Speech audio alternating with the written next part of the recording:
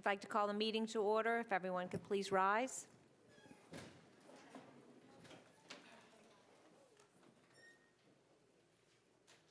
Let's bow our heads and remember we're in the presence of the Lord. Heavenly Father, as we gather here this evening, we want to thank you for all the blessings you've bestowed on our community, and in particular the blessings of former U.S. Representative Lindy Boggs, a true lady who represented our state and who was such an example to young women, especially those in leadership positions. We ask that you welcome her into heaven, and you have an angel that will work very tirelessly for you. And we also want to pray for the souls of former U.S. Attorney Billy Gust, who passed away.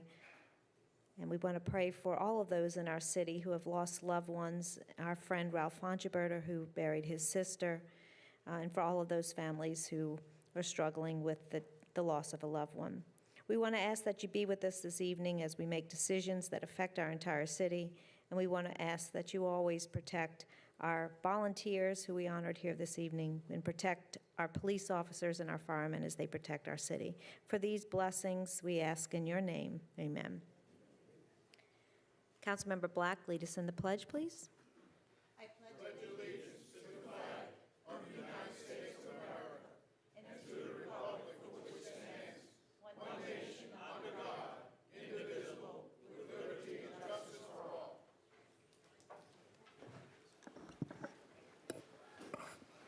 Good evening, Madam Chairman. You have a quorum. Councilmember Reyno is absent.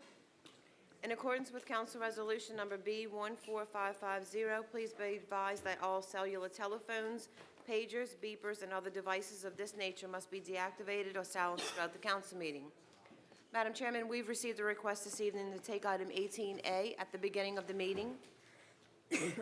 Motion by Councilmember Black, second by Councilmember Brannigan to change the order of business to take item 18A at this time. Council members, please vote. Madam Chairman, motion passes 6-0. Item 18A, at the request of the administration, Mr. Wendell Dufour, Director of Division of Planning / Department of Planning and Urban Studies at the University of New Orleans, to give a brief presentation on the airport buyout property redevelopment initiative. All right, I'd like to call on Mr. Jay Hebert to do a introduction and opening.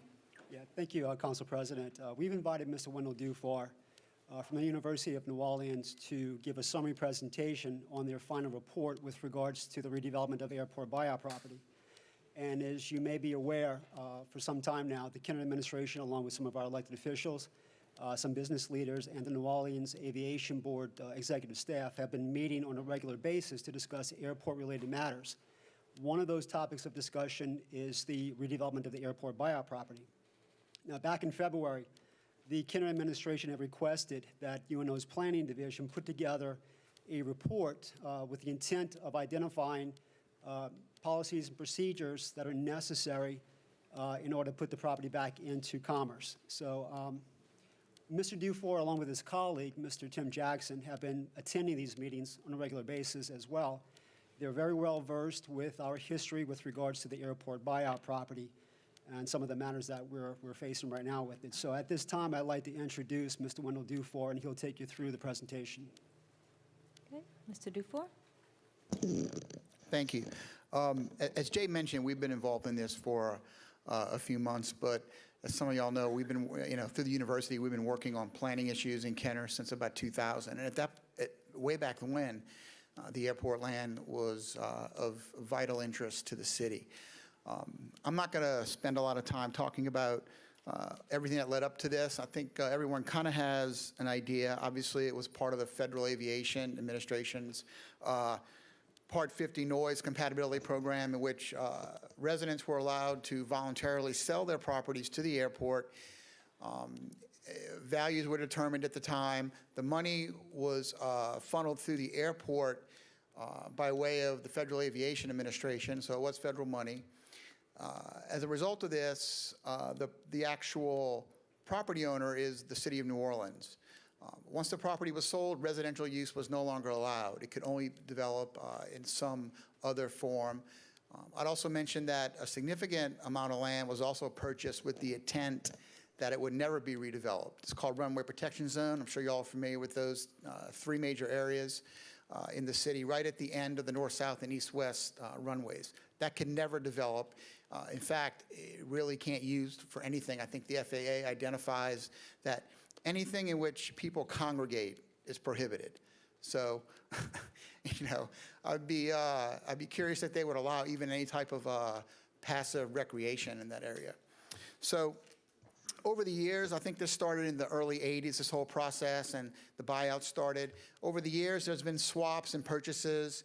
However, the vast majority of the land, until very recently, remained vacant.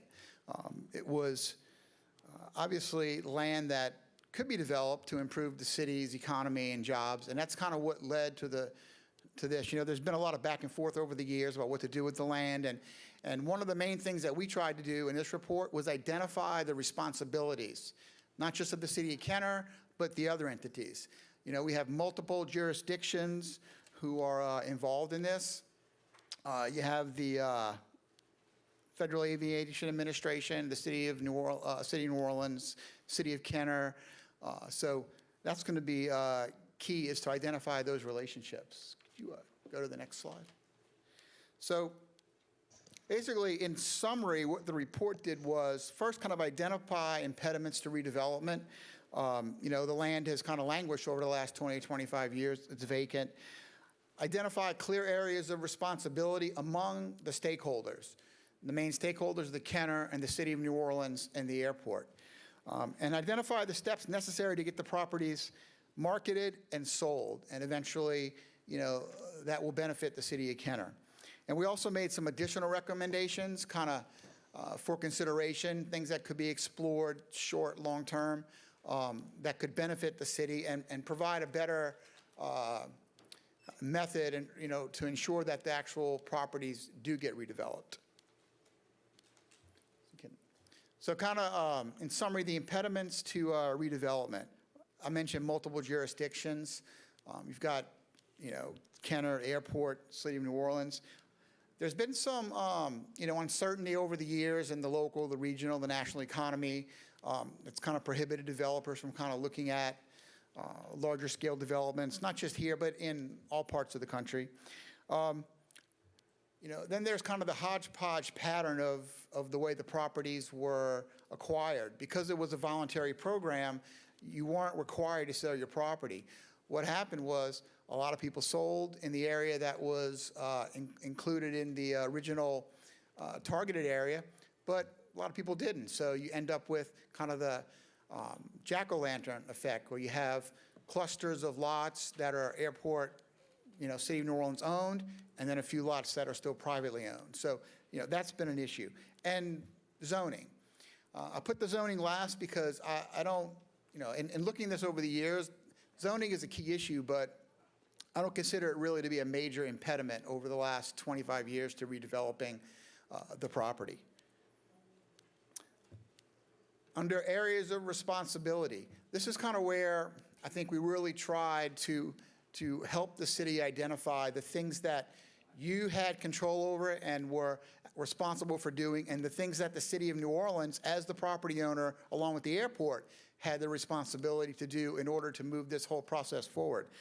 You know, I'm going to start with the City of New Orleans. Their primary responsibility, obviously they're the property owner.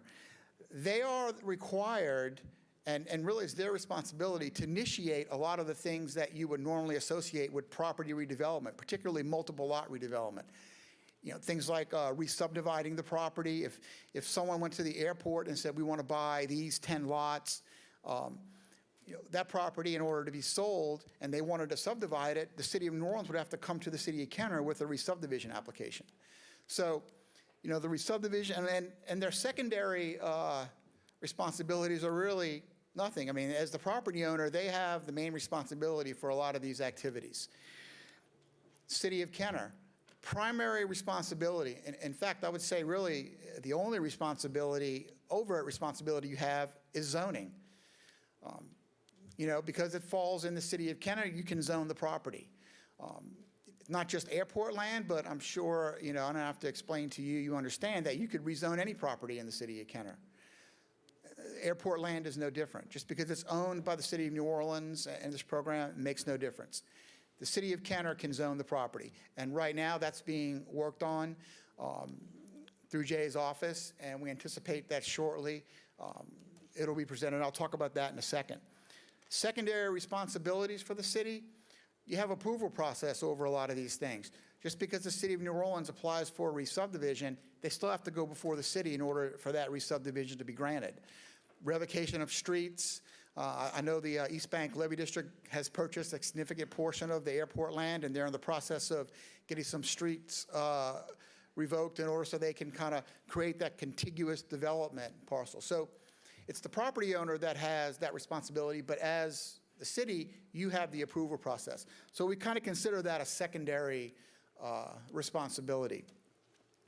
And then the next slide is kind of a chart. You notice we broke it down by the major items that are necessary in order to ultimately develop the property.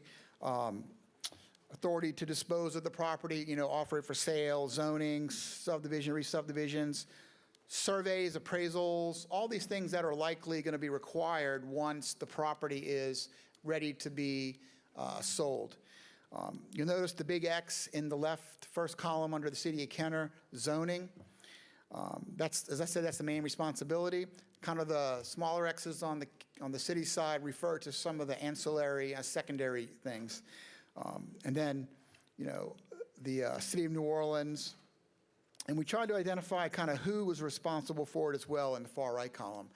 So this is kind of a quick overview of what the areas of responsibility are. And I think that's important because I think there's been a lot of confusion over the last 20, 25 years about, some of these roles and responsibilities. As administrations changed in both cities and at the airport, there's been a lot of fits and starts, there'll be a lot of activity involving the land and then it'll stop. And so ultimately the idea is to put this land back into commerce and make it a valuable asset for the city of Kenner. The next item is kind of the steps to market and sell. We think there are two main things. Obviously the zoning. And Jay mentioned Tim Jackson, my colleague. He has been the one who has worked the most on this. I've been involved with it. Unfortunately, Tim had to be out of town, so he couldn't make the meeting. So I'm here to do the presentation. But Tim and Jay have been working closely, as I'm sure you're aware, on coming up with some zoning that makes sense for the area. So there are two main areas that the zoning is going to cover: airport redevelopment 1, airport redevelopment 2. Airport 1 on the map is in the red area, kind of south of Airline Drive. And the other area, the kind of the yellowish, tannish area, is the kind of the properties between the Airport Access Road and Williams Boulevard. The other item that I think is very critical, and one that we looked at early on, and that is we're recommending that the airport and the city bundle these properties to create kind of larger parcels that are much more attractive to developers and that remove some of the issues related to piecemealing some of these properties back into commerce. What you don't want to have is someone coming in and putting in a very small development, maybe only wants 2 or 3 lots, but they've essentially made the rest of the land almost worthless because nothing substantial can come in on that size piece of property. So we went through and looked at it, and we thought the land would be more valuable and attractive to buyers if there were larger parcels. I believe there's somewhere in the neighborhood of 390 plus or minus, I don't remember the exact number, parcels that are left that we looked at. And so we went through and tried to identify where the parcels could be bundled together. We looked at also the adjacent parcels because I think it's critical, and I'm sure you know there's going to be a lot of issues down the road with these adjacent parcels that are still privately owned. whoever develops the airport land ultimately will have to deal with either acquiring these properties or building around. So we tried to categorize them based on their likely usefulness to the bundled properties on that particular block. And we came up with 3 categories. High priority, which are those non-owned properties that really should be included in the bundle and make sense in terms of getting a developer to come in and want to build something substantial.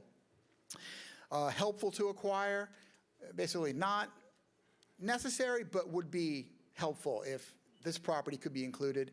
And then finally, kind of we call it offer to neighbors, almost like the lot next door program, where you have an isolated lot or so that's adjacent to an appropriate development, where you could say, hey, maybe they can work out a deal where you offer it to the neighbor. It would increase their land, might make them able to expand their business or something. So those are kind of the categories of the non-airport owned properties that were critical that we looked at.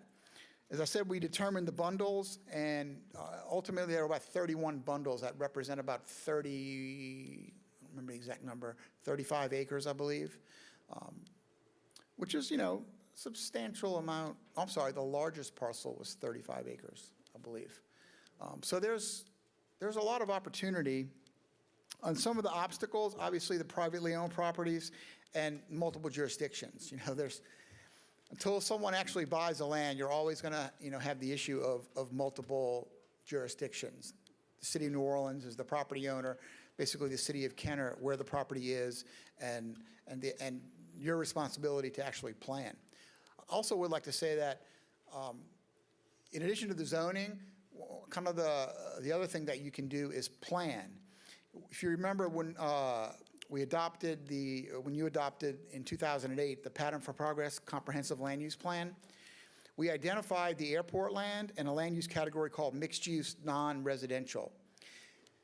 And it was kind of left vague because we wanted to make sure that not only the city but also developers had some options to look at. We didn't want to pigeonhole them into saying that this particular use should go here. A big reason was because of the disparity in uses in those areas and the proximity to the airport. We wanted to make sure that there was enough flexibility that the city could work with developers to make sure that the right development went in. So you can plan, and we are in the process of doing that with the Comprehensive Resiliency Plan. And finally, some of the additional recommendations that we made. Before the properties are marketed, we definitely think that the rezoning and the bundling re-subdivision should be complete.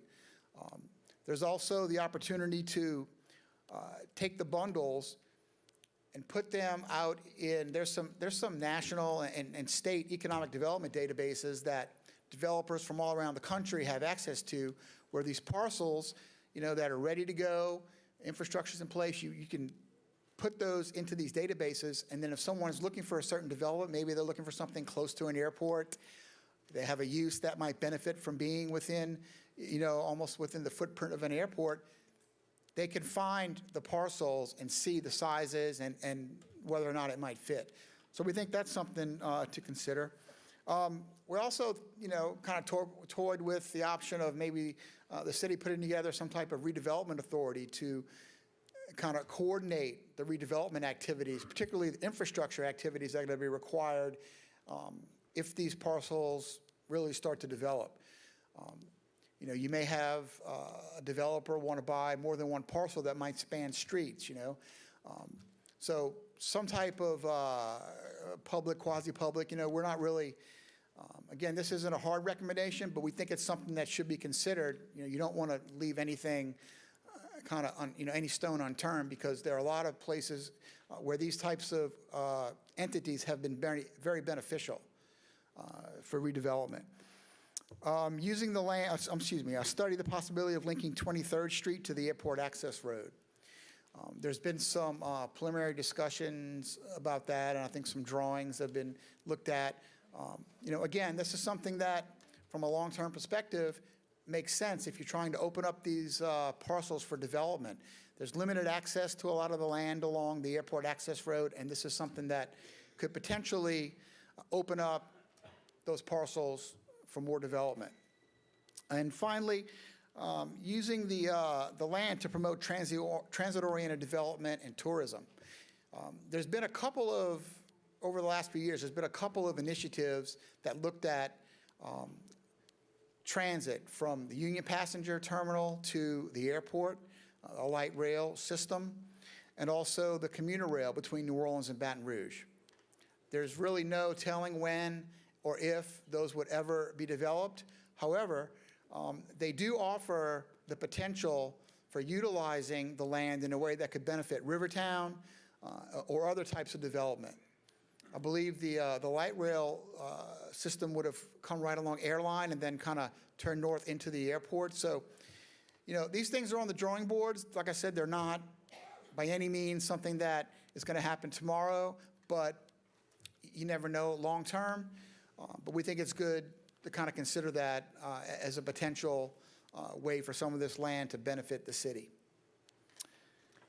That's basically what's in the report. If anybody has any questions for myself or Jay. I have a few. I have Councilmember Carroll. Thank you, Madam President, and Mr. DeFore, thank you, and thank Mr. Jackson, who isn't here today, and thank Jay. Obviously, you guys have been putting a lot of work into this, and as a resident of District 1, South Kenner, who have lived there my entire life, when this exodus of the residents, family, and friends left, this was our Katrina before Katrina. And I know you may seem to say that's kind of strong, but it had the same effect as Katrina. It led to a large population of people to leave out of their residence that they had lived for some over 50 or 60 years. It led some people to move to some places that really wasn't conducive to what they were used to. It led to a lot of people being heartbroken and wanting to come back home. No fault of their own, but it happened. And this is why I use that term not lightly, but it had a devastating effect on us that I can tell you even today, I'm not sure if we fully recovered from that. Not only from a population standpoint, but from the standpoint of a community that is the oldest section of the city of Kenner. I don't know if you ever recover from that. You do your best, you go forward. So because of that, we are well invested into this. We want to make sure that this is an opportunity to bring commerce back into place. But like I said before, not at any expense. This is something we want to ensure that it is conducive to the people who are still living there. We want people to come, but we don't want anything to show up there. And your work, our responsibility on the council is to ensure that. You mentioned before about the East Jefferson Levy District. Well, they haven't technically purchased the property. I'm just a little clarification on that. Okay. They have intentions on purchasing the property, as is the streets also. They have made an application to the city. Nothing has been approved.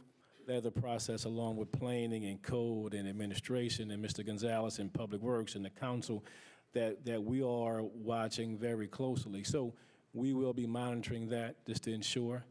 And just like you say, the city of New Orleans, they have the beginning piece for the re-subdivision before we can move on with our portion for the zoning, because that's going to be important. The zoning is where everything's going to live and die at, and that is something that District 1, myself, for me, and 2, for Councilman Stagney, the majority of 99% of the properties are between our districts for the people that we represent. Similar in some ways, but different in other ways also.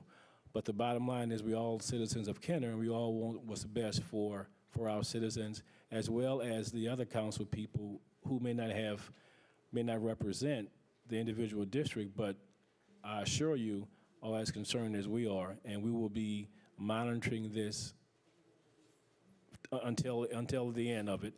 And this is information that a lot of people may not have known, the airport, who owned what, the city of New Orleans, but this is information that we are required, to make sure that every citizen that lives in the city of Kenner, particularly those in District 1 and 2, know what's going on. And it will be our due diligence to make sure that this information is given to everyone to know exactly, to be able to vet this, to ask questions, to go forward.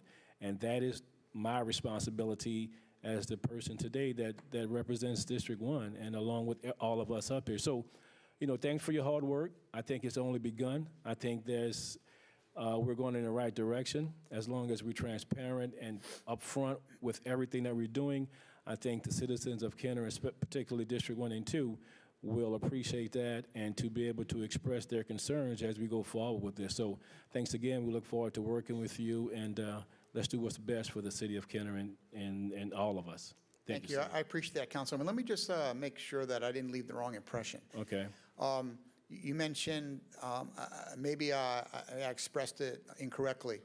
You don't have to wait for the re-subdivision of any property in order to go ahead with zoning. That you are not required to wait on that.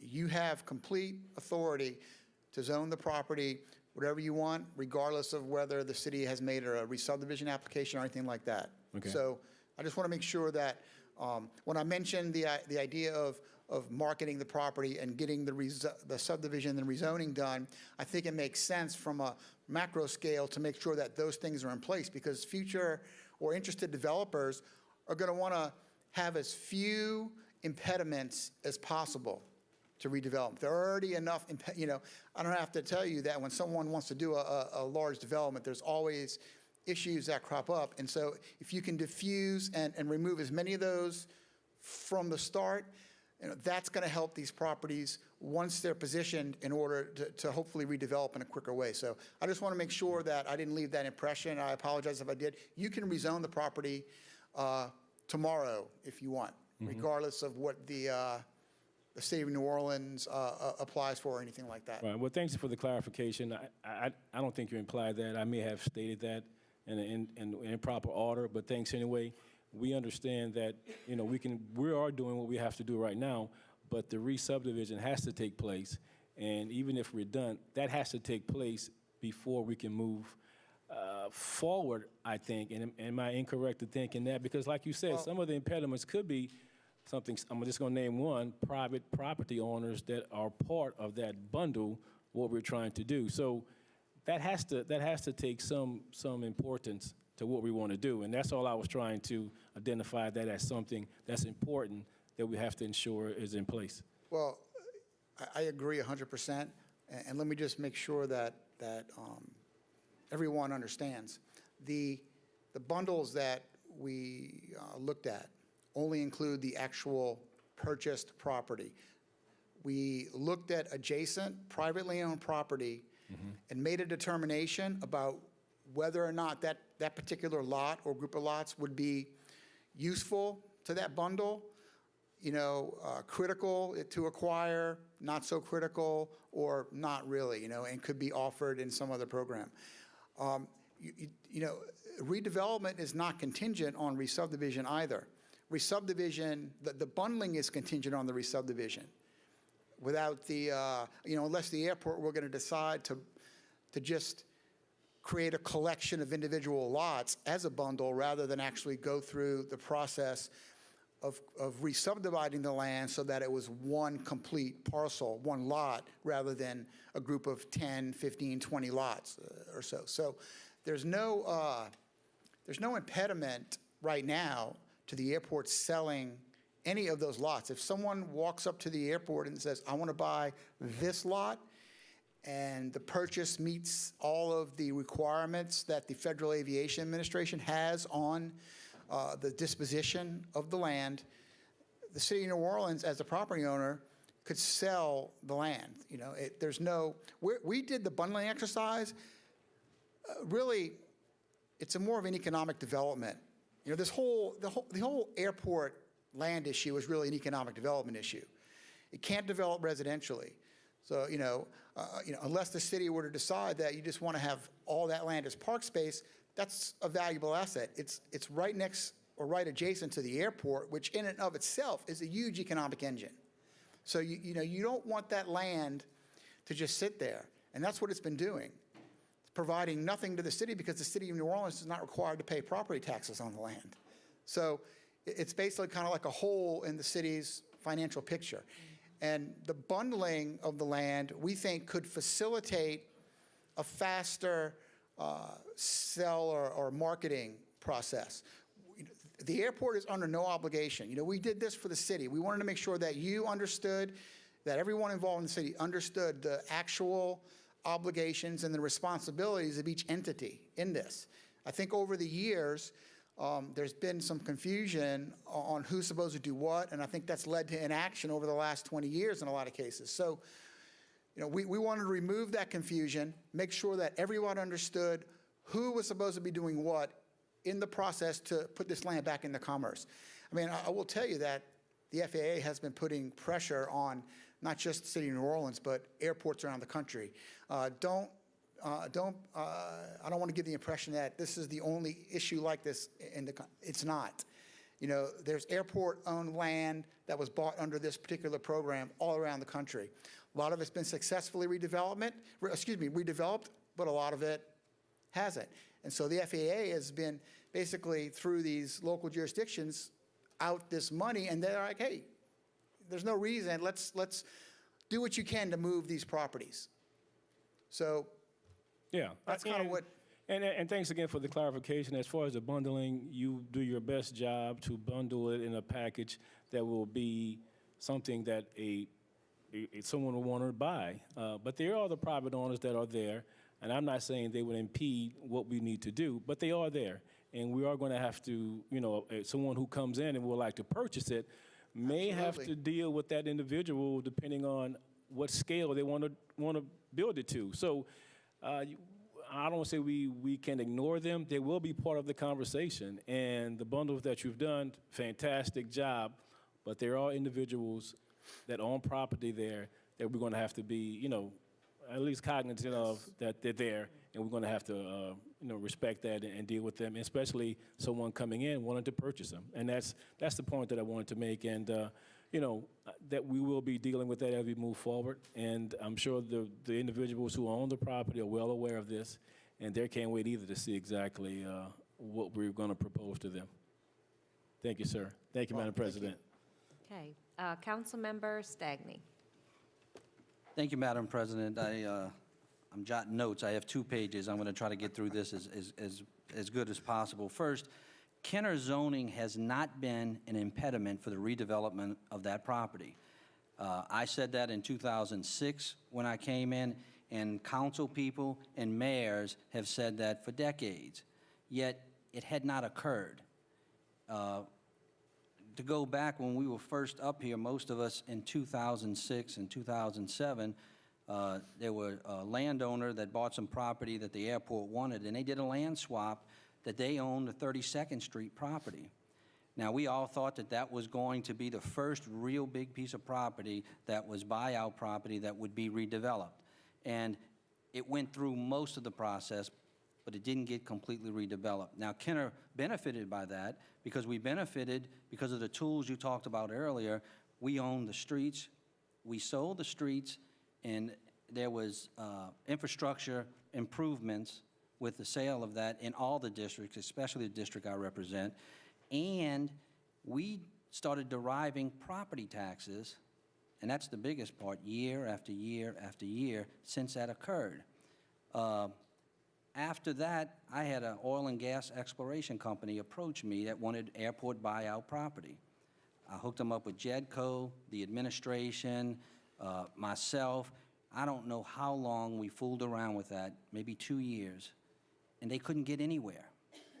But they could have come before us with the zoning and passed it in no time, but they could not get the property out from New Orleans. They are building right now at the 13th and Maria, almost in the middle of the airport buyout area for District 2, because they found some land that they voluntarily didn't sell, and they're developing it. So they were able to do it in the private sector quicker. Yesterday, we pushed as a council 1023 and 1025 Williams. While it's not airport buyout property, it is a building that was a noise mitigation building for the airport. They finally sold that by pressure upon us at an auction. I believe it was sold, I haven't checked it, but I think it was sold yesterday for maybe $290,000. You know, that's property taxes that we are now going to get, and some business is going to come in here to a very good building.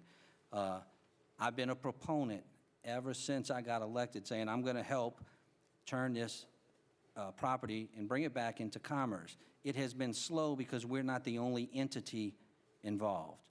I commend you and our planning department, but we also have to be cognitive of the balance we have to strike with the people who live in, still there, and adjacent to these properties.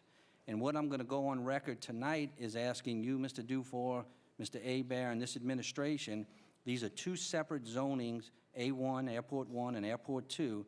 I'm going to ask that before that legislation comes to this body, that we hold one meeting in each area to give the residents in that area and adjacent to it who will be impacted. You talked about the stakeholders, and I'm hearing a lot of stakeholders met, but the stakeholders who are directly impacted by whatever we do there, they haven't been engaged in this yet. And we have to give them an opportunity to engage in what will be next door to them. They've been here all of this time, they've paid their taxes, they buy their food here, and they supplement our economy. So I'd like to see that happen so that as we move forward, they can't say we left them out of the process. And I think that's something, as you know, most of the formulas that you use for going forward with any economic development always engages the community. I think it's transparent, and they have something that they can look forward to, where they have some input. You mentioned the RPZ, and I could be wrong, but there were 3 runway protection zones. When they decommissioned that, I don't remember if it's behind 22nd Street or wherever that is, I think that's decommissioned automatically by the FAA and the airport, so that property can be used and sold. The other areas for the north-south runway and the east-west runway, those protection zones have to stay in place. Less than a month ago, I think you gave all of us copies of your report and met with us regarding the zoning. Some zonings would be a straight zoning. Some uses would be a straight use where you could just go get a permit. Other uses would be by council approval. You know, I went through it. I told Mr. Hebert I still want to study it a little further, but I think that's something that we need to bring before the residents and get their input on it. If they decide not to show up, that's on them, but you know, we should afford them that opportunity.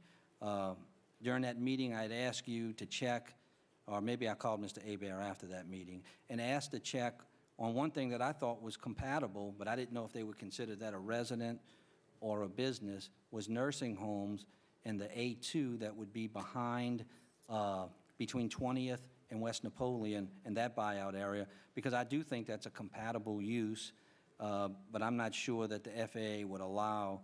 I would like that. I'd like to get a formal response back from the FAA on it. You know, I don't want to speak for the FAA. My initial thoughts on that would be they probably would frown on that. The whole idea behind the buyout was to move people, you know, who were living there, you know, away. Residential, you know, is an incompatible use in proximity, you know, in certain proximity zones to the airport. And, you know, maybe it's changed over the years. I don't want to speak for them, but, you know, certainly, you know, I'll be more than willing to work with Jay to find out if that's something that they would consider. Because in those areas, there's still several streets, Florida, Delaware, Connecticut, that are still, they still have population there, residential Right. population, that I think that would be a compatible fit. It's a business, and you know, they won't let, if you're saying they won't let that go there, but they'll allow a 24-hour-a-day business, that doesn't make a lot of sense to me. So, you know, it can be, those things can be built to, the whole thing, the buyout area was because of the sound. So Correct. those things can be built in such a way that it should not create a problem.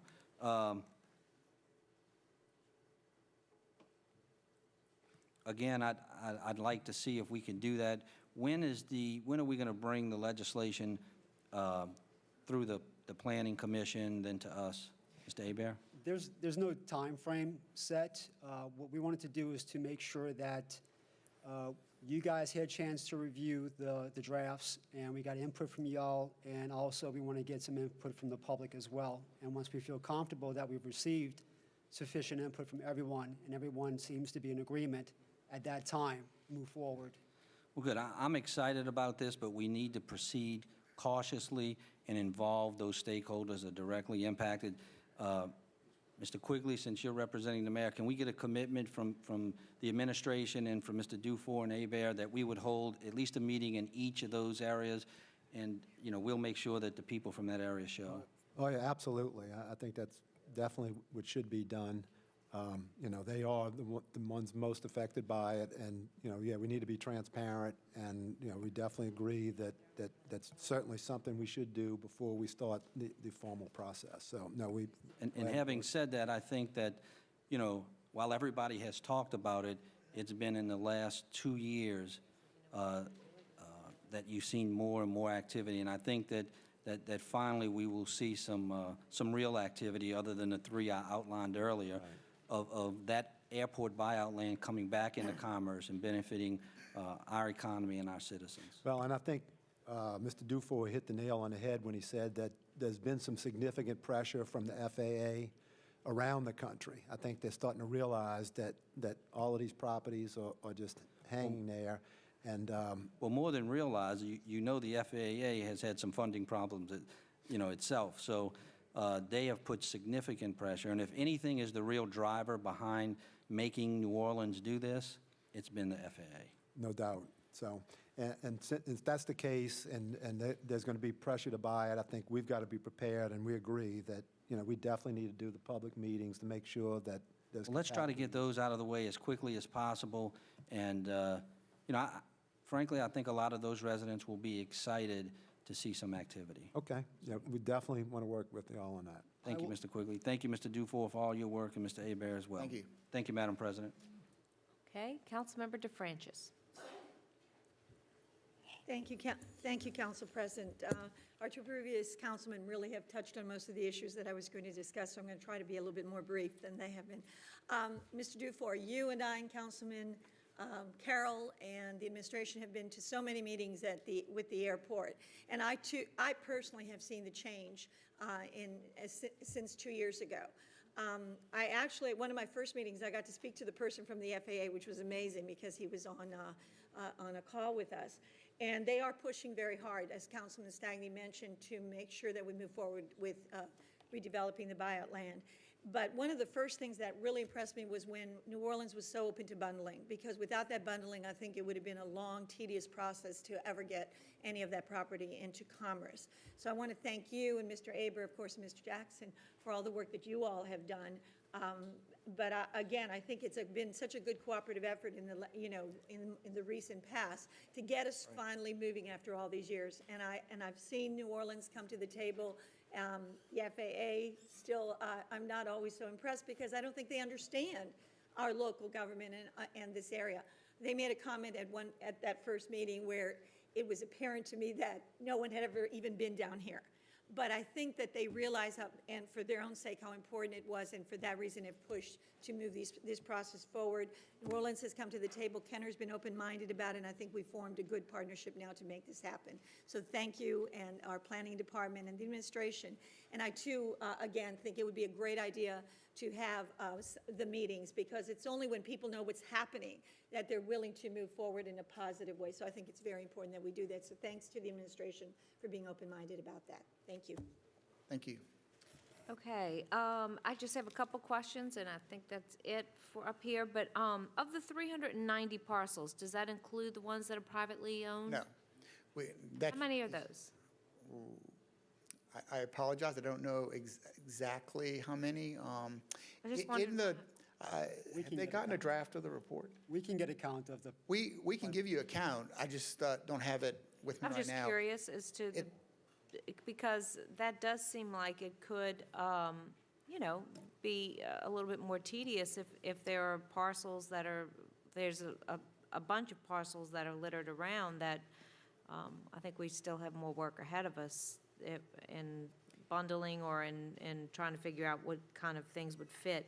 And that's going to be our next challenge, is trying to understand what types of, and envision what types of developments can come there based on the criteria that we're allowed to allow for. Right. And the other question, and I don't expect you to know this right now either, but I thought it would be interesting for us to know, you mentioned that there are other communities that have faced the same challenge or are facing the same challenge and have been successful in getting their properties back into commerce.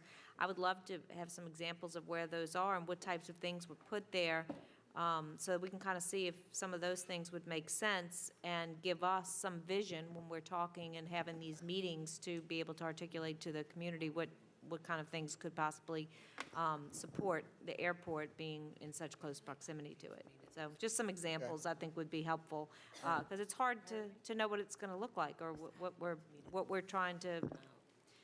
I thought it was a very interesting comment Councilmember Carroll said, that District 1 fared very well during Katrina, but this was their Katrina. So it's very on point. Hadn't thought of it that way, but it truly was. So I want to be able to know what it's going to look like. At least for Katrina victims, we were able to tell them that they're going to, you're going back home. This is what your home's going to look like. So that would be very helpful to us. All right, Councilmember, let's see, that was it. Yep. Councilmember Black put her light back on, so we do have one more. Councilmember Black. Thank you, Madam Chairman. Thank you for coming, Mr. Dufour. For 13 years, on a yearly basis, you've been coming to us and giving us a report about the studies and everything that has been come forth in this airport buyout property. This report that you gave tonight shows us that we're finally reaching to a point where something's going to maybe happening. And besides the rezoning and things like that, the bundling and things like that. So I just know that the districts that are going to be affected are going to be very protective, and rightly so.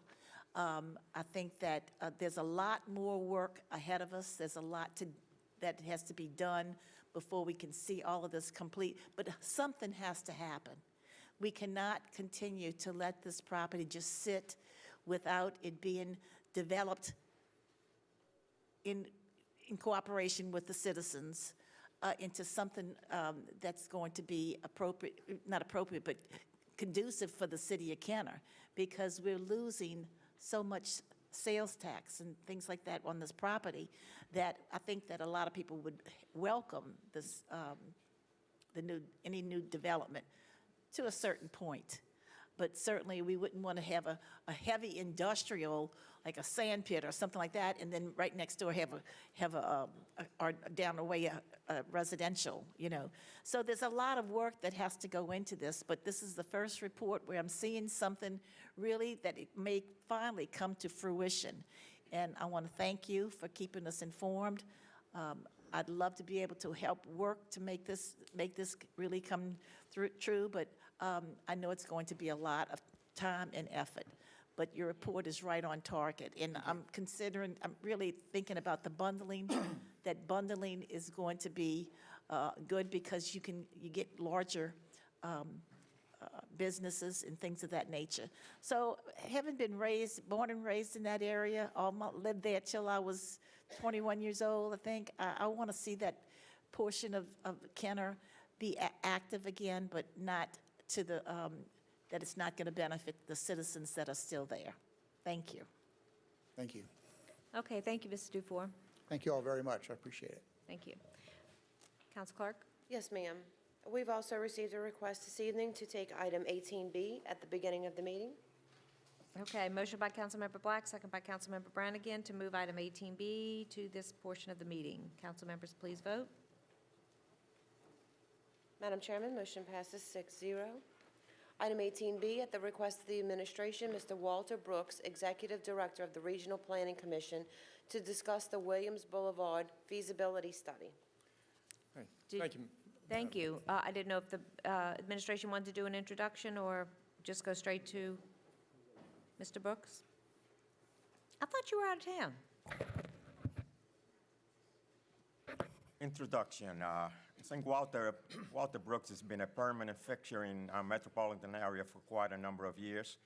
He represents the Regional Planning Commission, and as such, he has been a friend of the city, and he has been a friend of all parishes that the RPC represents. He has been very instrumental in securing federal funds for not only for the city, but Jefferson Parish, Orleans Parish, and so on. He's here today to talk about the Williams Boulevard feasibility study, which is, a study that is being conducted by the state DOTD because Williams Boulevard is a state route, and he has been somewhat instrumental in getting the DOTD to, work on this study and select a consultant and proceed with the work.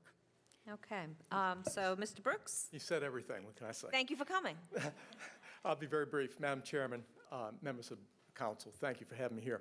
The one thing about Williams Boulevard, which is a state highway, in my opinion, it has very good potential to become an impressive redevelopment and economic anchor for the city of Kenner. It is now, but I think it can be even better in the future.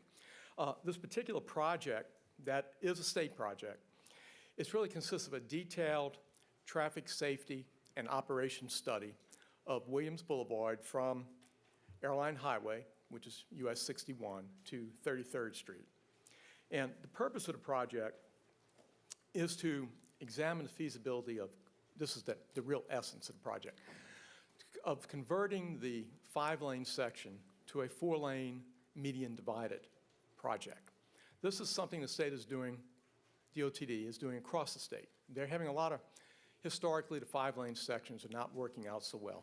They become problems for pedestrians trying to get across the streets, and they also are associated with high accident rates. And so we're going to take a look at this. The project involves a lot of data collection.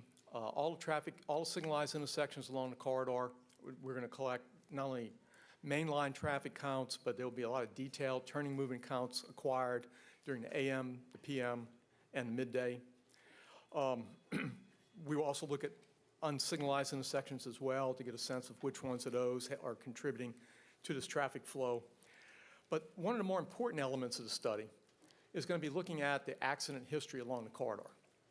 And DOTD collects from the various departments of police and state police and local jurisdictions all of the traffic accident reports. And this is all computerized. It's a long, hard process, but they have a very impressive database that they've been assembling now for a number of years. So we will, under the study, there will be an evaluation of about 3 years' worth of accident data along the corridor. And they will look at where the accidents are occurring, what types of accidents. Are these rear-end collisions? Are these side swipes? Are these right-angle collisions? Do they involve pedestrians? Do they involve bicyclists? Do they involve trucks? Do they have associated contributing factors like alcoholism?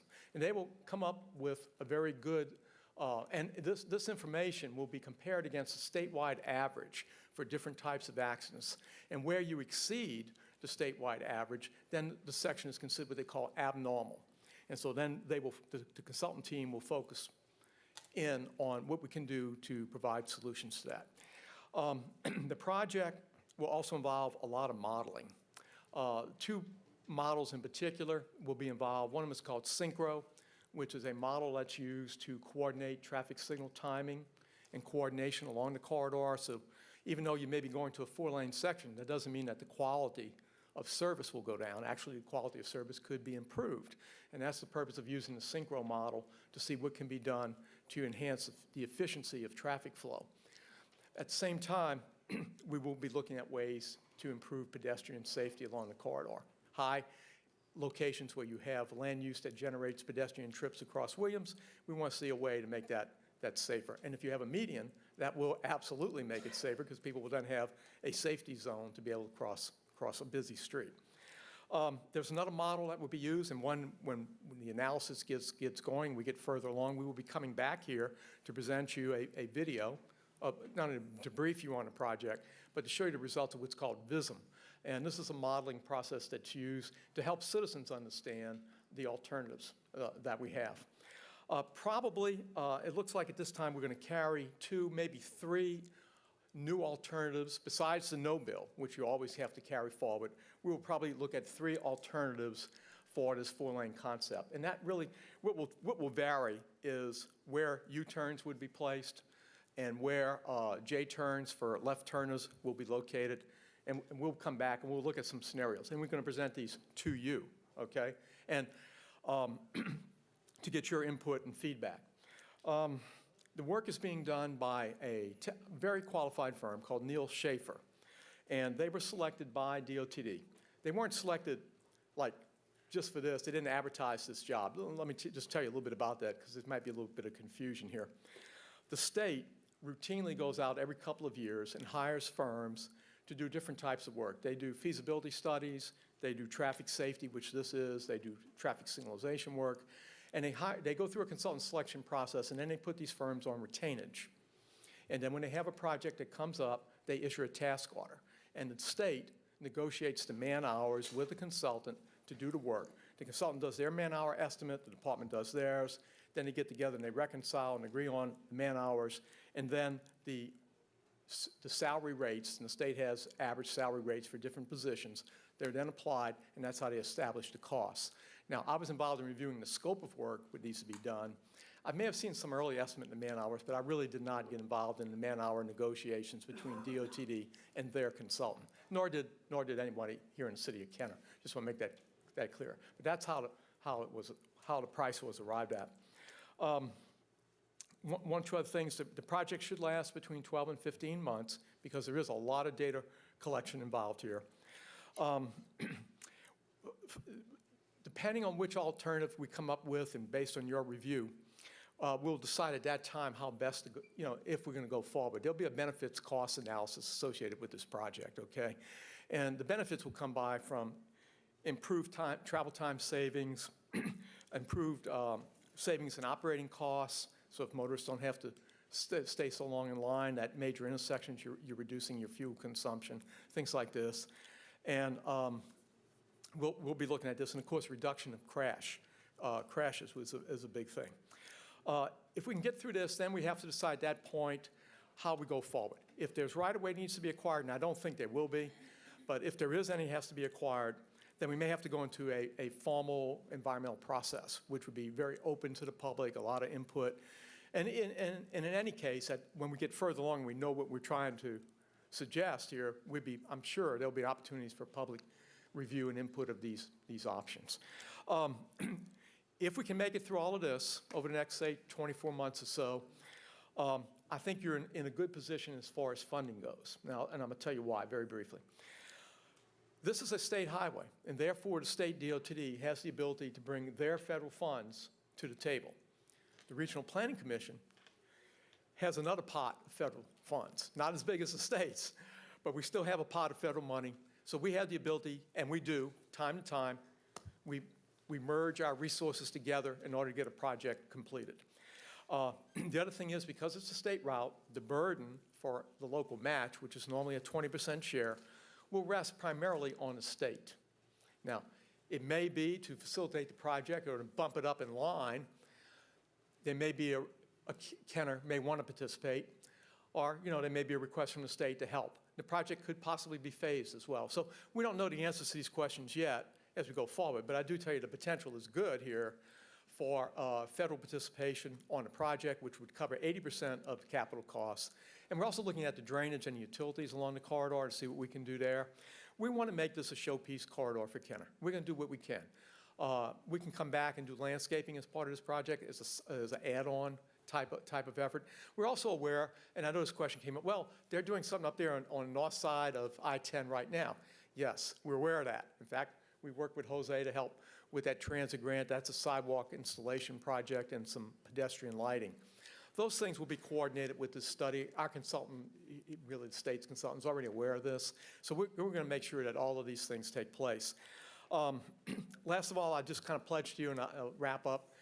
We will come back to you as we get some information and with our findings, and I'm sure we'd be happy to come do another presentation as we go along. So you'll be kept in the loop throughout the development of this project, and that would be my personal commitment to you, that we will do this. So that's all I have to say. I'll take a few questions if anybody has any. If not, Yes, we do. Thank you, Mr. Brooks, but we have a few people that, let's see, Councilmember Stagny. Shirley. Thank you, Madam President. One of my passions was pedestrian lighting, crosswalks, sidewalks. Right. And when I was elected in '06, I wanted to resurrect a program that I know Councilman John Laverine wanted to start, and that was the Williams Boulevard Pedestrian Committee. So I was able, and I think I talked to you at the time. Okay. I talked to Mr. Capella, who was on the council, and I believe Mr. Broussard, who may have been parish president at the time. All right. And we were able to get some funding to do a Williams Boulevard pedestrian study, basically from 32nd Street. I don't even remember at this point how far down. And we had a working committee, a construction committee. Chief Caraway was on it. I was on it. I think Mr. Strength from the DOTD. Right. She did a report. We met most of 2008. She did a report dated December 2009. And then she made a presentation. It took a while, but she made a presentation to this body last year. Is that Sharon Leader? Yes. Okay. So Sharon Leader, who attends your meetings, I guess, monthly, Okay. what is the difference with the study you're doing now compared to what she did before? And let me go ahead and answer that, and then I'll... Yeah, sure. Well, I think she focused more on the north side, like you say, north of I-10, well, from veterans. That project, and Jose's more familiar with than I am, but they're looking at putting in sidewalk and some pedestrian lighting in that area. We're interested in trying to deal with the problem with the fifth lane that's out there right now. Well, one of the things that... But we will look at sidewalks as well, and we're going to take information from the other project and feed it into this project. Well, I know we have two phases, and it went below veterans. I think it went down to at least West Napoleon, and it may have gone further. There's a phase one, which they're going to let the project in October. Yes. All the money's been gotten. Right. At least 1.1 million Right. to do the sidewalks, the lighting, some crosswalks. Phase one is going to be 2 veterans. Phase 2 is going to be from veterans to West Napoleon. And Phase 2 is all federal transit money. One of the things we talked about in that committee was how unsafe Williams and Veterans is. Right. I brought up then, not because I originated it, about putting medians. This goes all the way back to, and you may be Right. aware of this, I know some slideshows that former Mayor Capitano did at some town hall meetings that actually showed depictions of these medians, and I actually think he got the slides from former Mayor Kinjimi. So people have talked about this for a very long time. This is a long time in coming. Just last year, the chief's aware that an older gentleman was trying to cross, I forget the 100 block, but where Winn-Dixie is. What is that, chief? 2100 block, and was killed. And, there are so many near misses, it's not even funny. Right. It is a horribly unsafe corridor. I don't know what you're going to be doing compared to them. I would like to ask that if there are committee meetings or something, it's a passion of mine, I want to be involved. Okay. It's something that I've started to ask local businesses to do. In fact, I asked the Westland Shopping Center to put some sidewalks in front to get pedestrians off the shoulder of the road at Williams. And after talking with Mr. Gonzalez and Ms. Leader, that is part of the Phase 2 that we already have funding for, so they won't have to foot the bill for it. And I guess off the top of my head, one difference I see is that you're saying that the study would go all the way down to airline. Yes, sir. That's correct. And one of the other things, from a policy standpoint, just in the last probably year and a half or so, the state has kind of changed their position. They now have what's called a complete streets policy. So when they go in to work on their roadways and their opportunities to do things like pedestrian safety, they're going to focus in on this more, and that includes sidewalks and ADA ramps and those types of improvements. One of the things that was I brought up in that committee, I'd like, where they have a tremendous amount of traffic is on the north side of Veterans at Williams and Veterans. When they cross over from the hotel, they walk to Exxon, and they try to cross over to the daiquiris, the brick oven, Right. in that area, and it's worse than the game Frogger. I mean, these people are trying, you got people making U-turns. When I talked to the DOTD, and we did the resolution that we passed here in 2012, asking for a study for that intersection, one of the things that I had mentioned was shrinking the lanes and creating an island, a median there, Right. so at least they had somewhere to stop halfway through. I'd like to resurrect that idea, and maybe I'll send you something in writing, and you can send it to the Schaefer Group Yeah, absolutely. I'm going to get with Jose, and I think RPC, I think, paid for the initial study with Leader, but y'all took care of the design side of the project.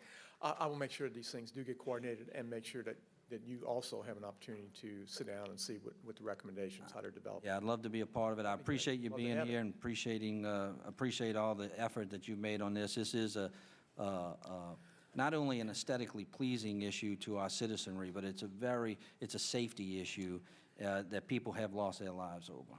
So, thank you, Mr. Brooks. Thank you. Mr. Quigley?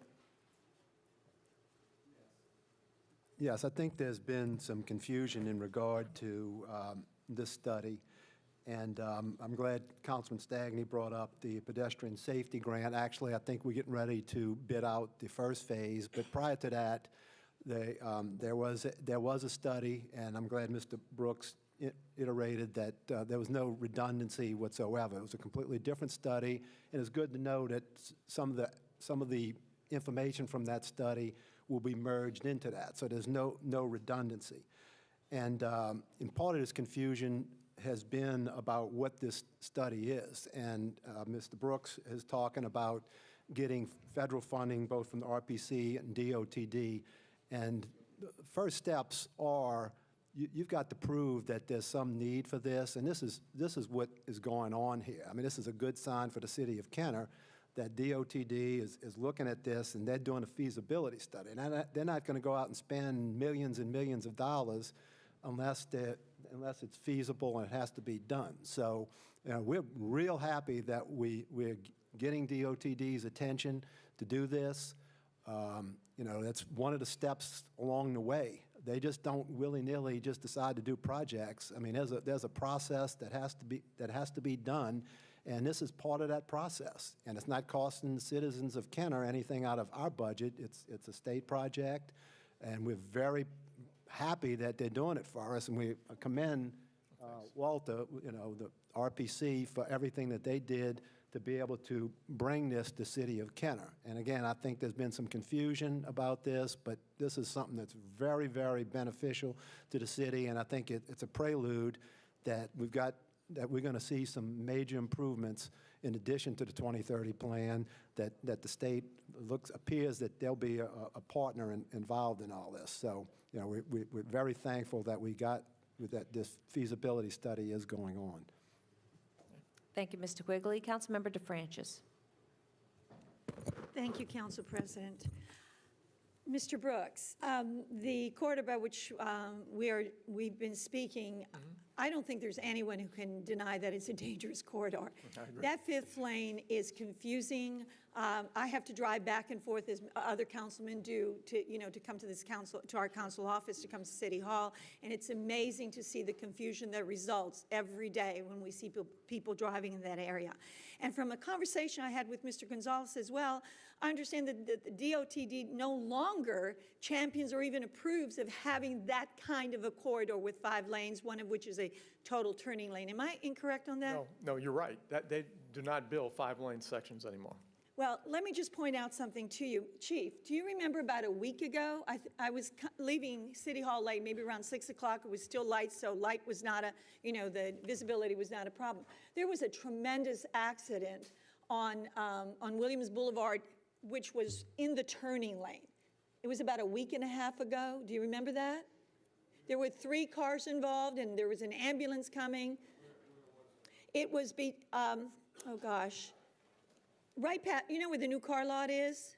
A little bit past that, closer to Veterans. I'm not familiar with that particular, again, like you said, we've got many, many accidents. Just a week or 2 ago, we had a car going to Canal at West Napoleon. I thought that's what you were talking about, but. No, this was, right, further down. We get accidents there. And I will tell you, this one had 3 cars, and one of them was severely, severely damaged. And I could hear the ambulance coming, so obviously someone had gotten seriously hurt. But it was when you got to the point where the accident occurred, it was obvious that from the angle of the cars, that someone was totally confused as to who was turning in one direction, who was turning in another. So I have no doubt that when this study's completed, that what is apparent to most of us who have to drive in that area will become evident. And I would hope that between the DOTD and the federal government, that they will totally fund this project, because it certainly was not Kenner's idea to put that fifth corridor in, which has caused so much problem. Well So said. many problems for our people. We'll do what we can, absolutely. I have faith in you, Mr. Brooks, to make it happen. Okay. Work on it for us. Thank you. Okay, Councilmember DeNapolis. Thank you, Madam Chair. Walter, once again, I just want to kind of let people know what you do and what goes on. And I remember back in 2004 when I was elected, I approached you and said, you got to help us out on Loyola and I-10, and you did. And I can tell you that what a great job that project. I know it got delayed because of Katrina and Gustav and Ike, but it finally got off the ground. When you guys come to Kenner and you bring your resources and your talents, and when I talk about talents, you bring your money, because we'd love to have that state and DOTD money.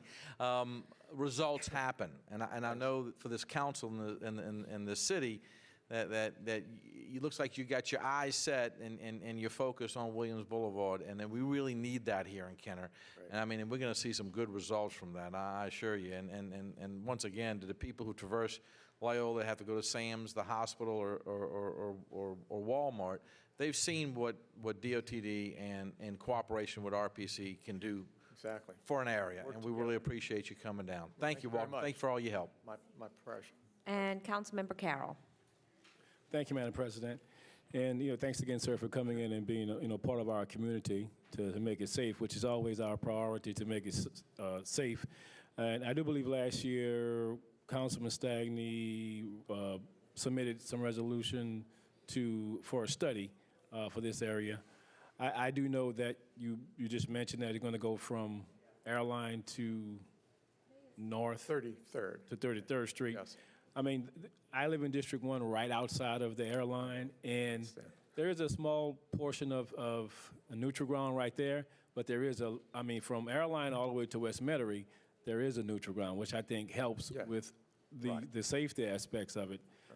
If you're not going to be doing a certain section, there's a small section within Rivertown that's not. Is it a possibility to include that, to make it part of the overall, since we're talking about safety? understand what you're It's saying. not a large portion, so is it possible to include that? Right. Let me put it this way. I don't think we could change this particular project. In fact, it's mainly because of US 61 that other part of Williams is included to West Metairie. But I want to take a look at some of the accident information from the state. I'll get hold of that and take a look. And if it looks like we have some issues in there, then I think the RPC itself could commission a separate project and, look at the same type of thing. Okay, so we're basically talking almost from the Airline all the way to To Kenner River Road. Avenue, Yeah, because the railroad tracks is next, and then there is a medium type.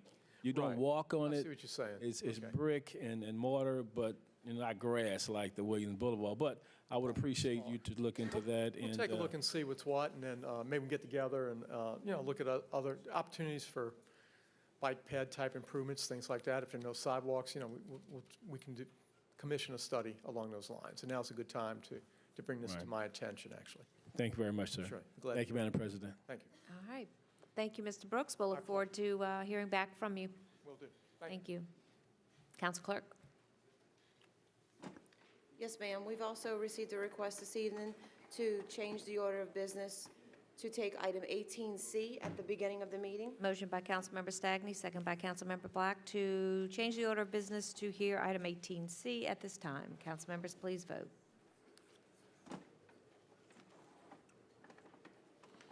Madam Chairman, motion passes 6-0.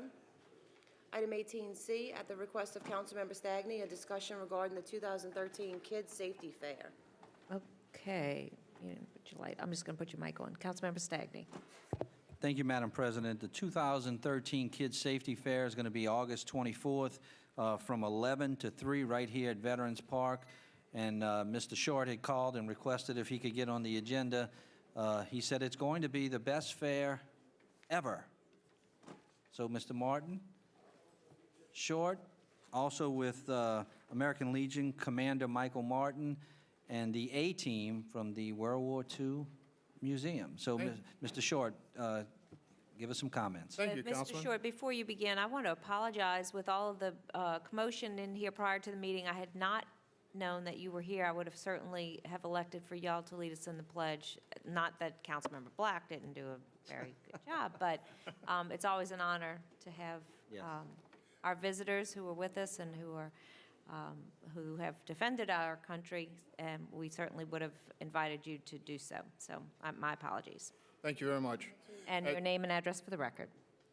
Martin Short, District 4, 3325 Appian Drive. Thank you. You should remember that. I know. Councilman, members of the city staff, I'd like to first introduce from the World War II Museum, the A-Team, Mr. Ron and Mr. Brett. Thank you. Thank you for the invitation. We're looking forward to the event.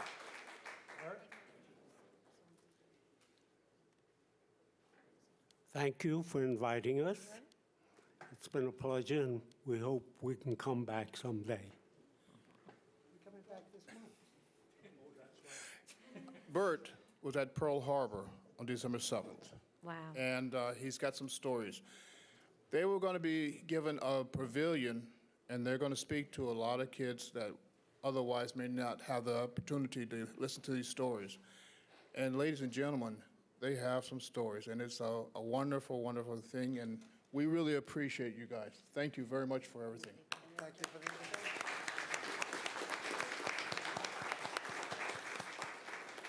At this time, I'd like to introduce the commander of American Legion Post 377, Michael Martin.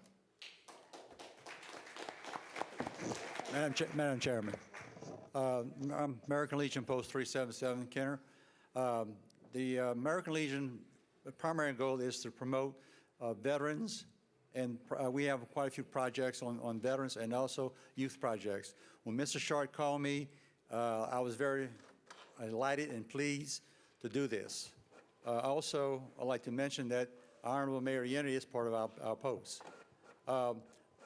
We have a pavilion that Mr. Short provided with us, and we're going to talk to kids about different things, about what a veteran is.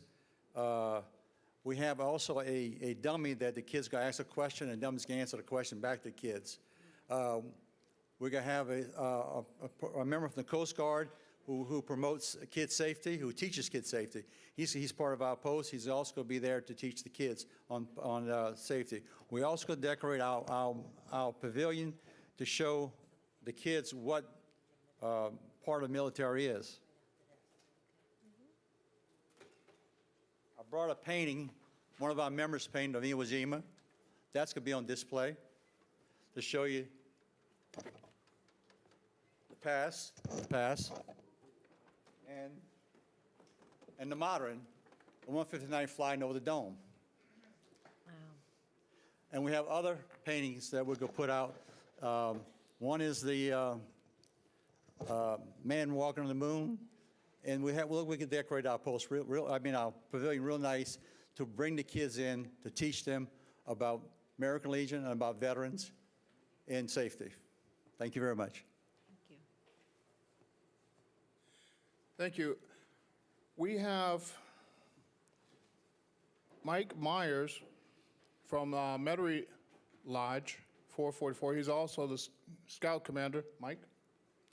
They're going to be involved with us also. Thank you, Madam President. I'm Scoutmaster at Airline Park at Troop 177. I'm also a Mason and active with both. I'm going to have my boys out here doing the flag ceremony, and we're going to put up a village in the back of Boy Scout tents. I'm going to have my canoes, mountain bikes, backpacks, and we're going to give kids different experiences about scouting. If we recruit a few, so much so the better, but I got enough knuckleheads now to keep me busy. But we try to, scouting's been going through A little turmoil recently, but we're not down. And we still, what we do is promote youth. I teach the Safety Merit Badge at winter camp for the last 16 years, and I've been participating in this safety fair since it started. And any opportunity to work with kids, we're there, and we appreciate y'all participating with us. And, we started down on Loyola. This is a great venue, and we're going to have a lot of kids out there this year, and it's going to bode well for scouting, for the Masons, for the whole city of Kenner. And we're glad to be here and glad to help in any way we can. Thank you.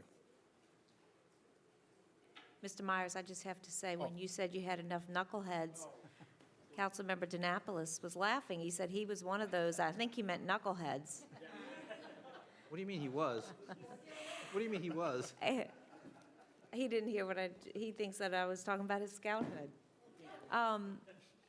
Also, I was district director. I don't think it's Chapatoulas district anymore, but I was the district director. What is it? It's not Chapatoulas anymore. Yeah, I don't know. What, Fleur de Lis? Okay. So scouting is apparently one of, a few of us share the passion, so thank you for your service. I know y'all, those Scoutmasters do not rest. Honestly, we appreciate, you're really servicing the youth of our community, so we thank you very much I know how hard y'all work. You're never home. Get to the mic. That's something to be proud of. My son made Eagle 12 years ago, and I've had 12 boys make Eagle since I became Scoutmaster. And one of the kids asked me at camp the other day for his communications merit badge, he had to interview somebody old. And he says, Mr. Mike, why do you do scouting? And I said, because it's the only thing that my ex-wife and the IRS can't tax from me. And they haven't taken yet. And how long are you going to keep doing this? I said, till I die or till they figure out how to tax scouting. So I'll be here. I'll be a fixture here for a while. Thank you. Thank you. And we often have scouts join us at the council meetings, and we have them do the pledge, and they're earning their badges and what have you. So, okay, Mr. Short, I'm sorry. I don't mean to keep stealing your No, that's show. quite all right. We're proud to have everyone here. I'd like to introduce the Worshipful Master of Square and Compass, Mr. Will Baber. Will? Will will be in charge of the snowball stand, his snowball stand, and we will be giving out free snowballs. Good evening, all. My name is Will Baber. I am the Master of Square and Compass Lodge at 600 Daniel Street. That lodge is actually, though, the home to, I think, another 8 lodges.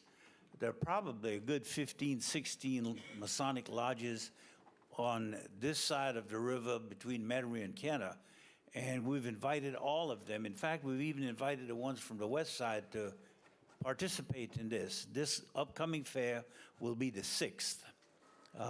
As Brother Short said, I am in charge of snowballs. So if you all come out, participate with us, you get thirsty, I'll be happy to give you a snowball of your own. Almost any color you want, as long as it's red. And thanks to the city of Kenner for being so kind to us to help us pull this off, because every year it's growing, and every year it seems like they're putting a little more effort into making it work for us. So thank you all. Thank you. And I'd like to introduce someone who everyone knows, Mr. Kay Dozier of the Eastern Stars. Welcome back. Welcome back. Hello, everyone, again. Again, I am Kay Dozier. I am currently serving as Grand Elector of the Grand Chapter, Order of the Eastern Star, State of Louisiana. I am a 52-year member of Encircler Chapter right here in Kenner, meets in Daniel Street. So it is in my blood. I love it dearly. Thank the city for everything that they have done to help us with the fair. We have not asked anyone anything that they have not said, graciously said yes.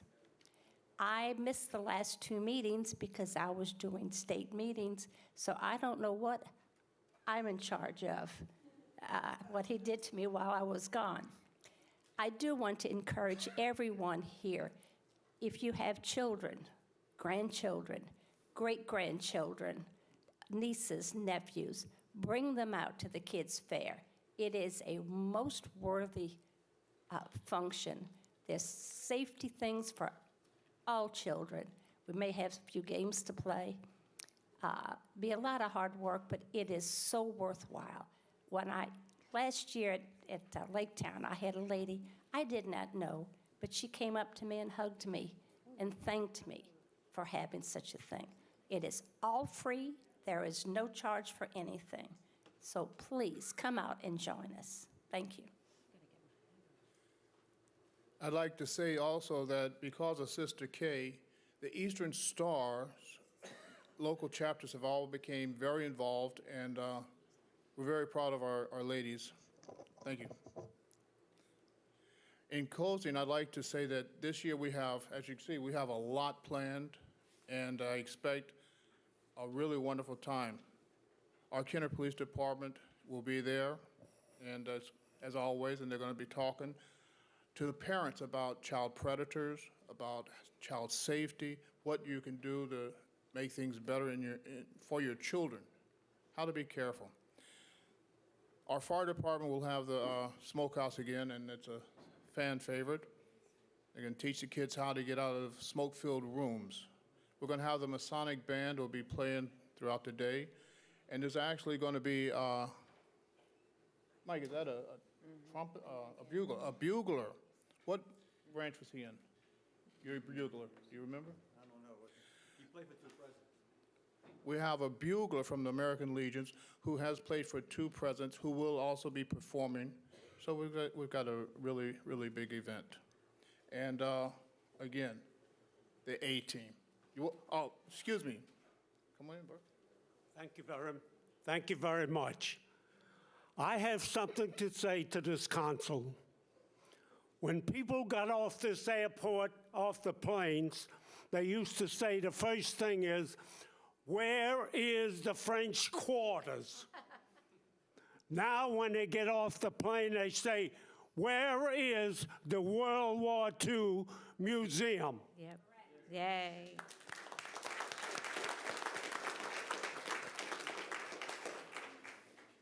So, as you can see, we have a great event. We look forward to everyone coming, and I thank you for your participation. The City of Kenner has been a tremendous support and a co-sponsor in this event, and we all thank you very much. Okay, well, we have a few council members that would either have questions or would like to say something. I am going to grab a snowball, and then I'm going to be hanging out with the A-team. That's where I'm going to be. And that's, the point is, I guess I'm making a point, is that there is something for everybody in the family. So while it is geared to education about and promoting safety for kids, there is also information that will be available to parents and other adults that can aid in making it a safer community. But I'm going to get a red snowball, and I'm going to go sit with the A-team. Okay. We look forward to it. Good. Councilmember DeNapolis. Thank you, Madam Chair. And to the A-team, my uncle actually volunteers over there, J.D. DeNapolis, Joseph DeNapolis. I'm not going to hold that against you. Don't, please don't. And then I'll tell you, he is a Marine from day one. He lives it. He breathes it. He is, I mean, he's at your museum all the time. Yes, he is. Volunteering, and has just, it's his life. It's what he wants to do. J.D. is a perfect example of what the museum represents. A generation, he's not World War II, but Bert is, and that day we're going to be with you here in Kenner, and again, on behalf of the National World War II Museum, we're honored to be invited. We're going to tell the story of the American spirit of teamwork, courage, optimism, and sacrifice. Bert, as said, is a World War II veteran at Pearl Harbor the morning of December the 7th. The other gentleman not with us tonight, but will be here, is Tom Blakey. Tom was a paratrooper with the 82nd. He jumped into Normandy on June 6, 1944. So we're going to be honored to have them here. We're going to give a presentation, not only to the kids, but to the adults also. Appreciate it. Thank you.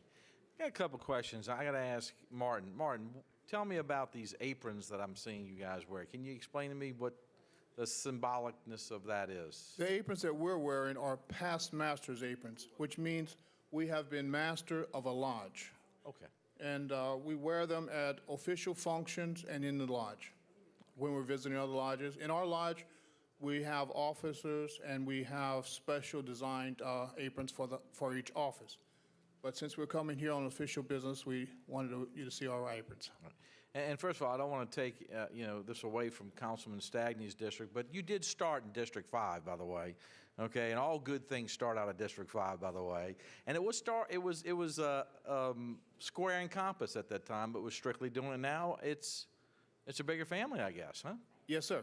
Yeah, and We've brought in all the Masonic families in the East Bank that wanted to, and there's a lot, because we didn't want to keep it all to ourselves. We want everyone to come in and see how wonderful it is, and hopefully they'll take it back to their areas of Jefferson Parish and have their own kids' safety fair.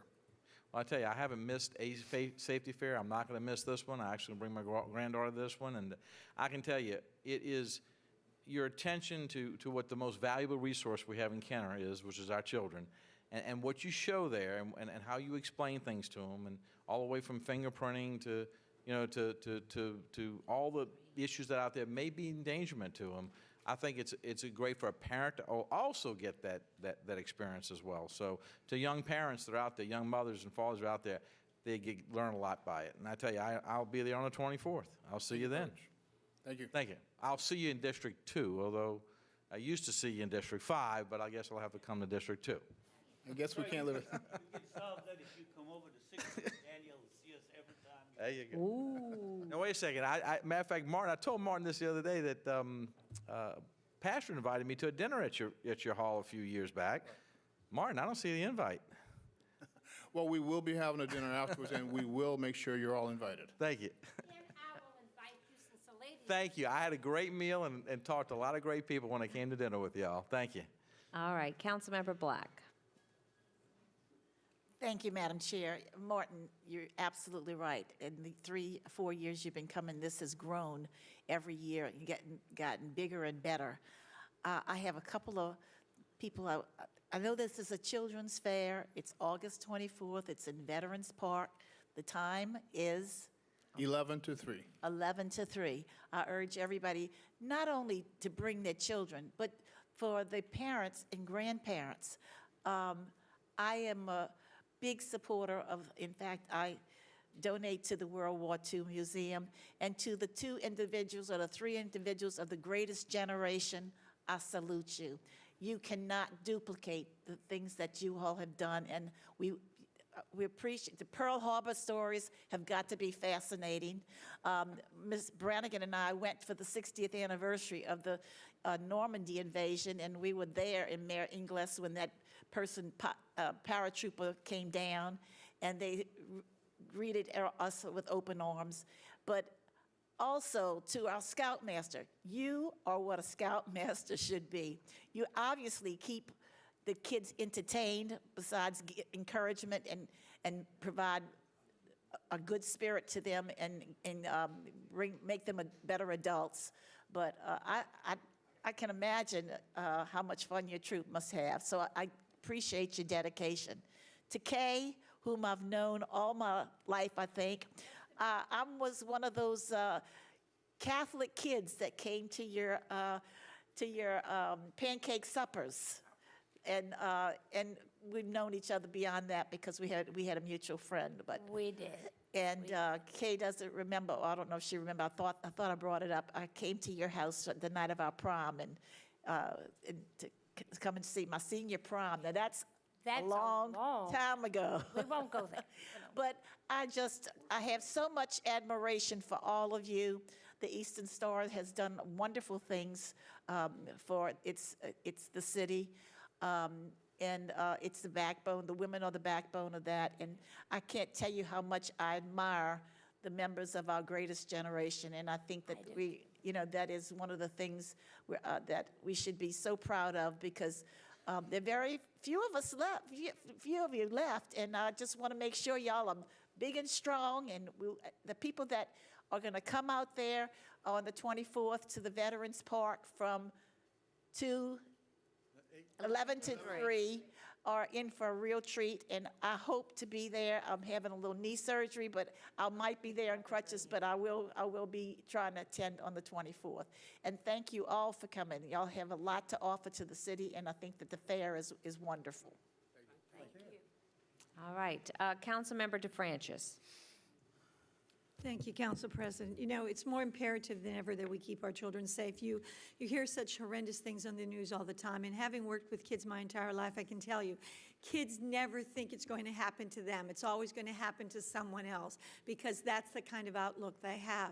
And so it really is imperative to have something like this, a kids' safety fair, where we tell our children and teach them some of those tips that they need to be aware, and things they have to look out for, and tips that they should use to keep themselves safe, and have their parents, again, work with them to make sure that they actually ingrain how important some of these ideas are. Because again, if our children are, as Councilman said, DeNapoli said, not only our greatest asset, they're everything in our world.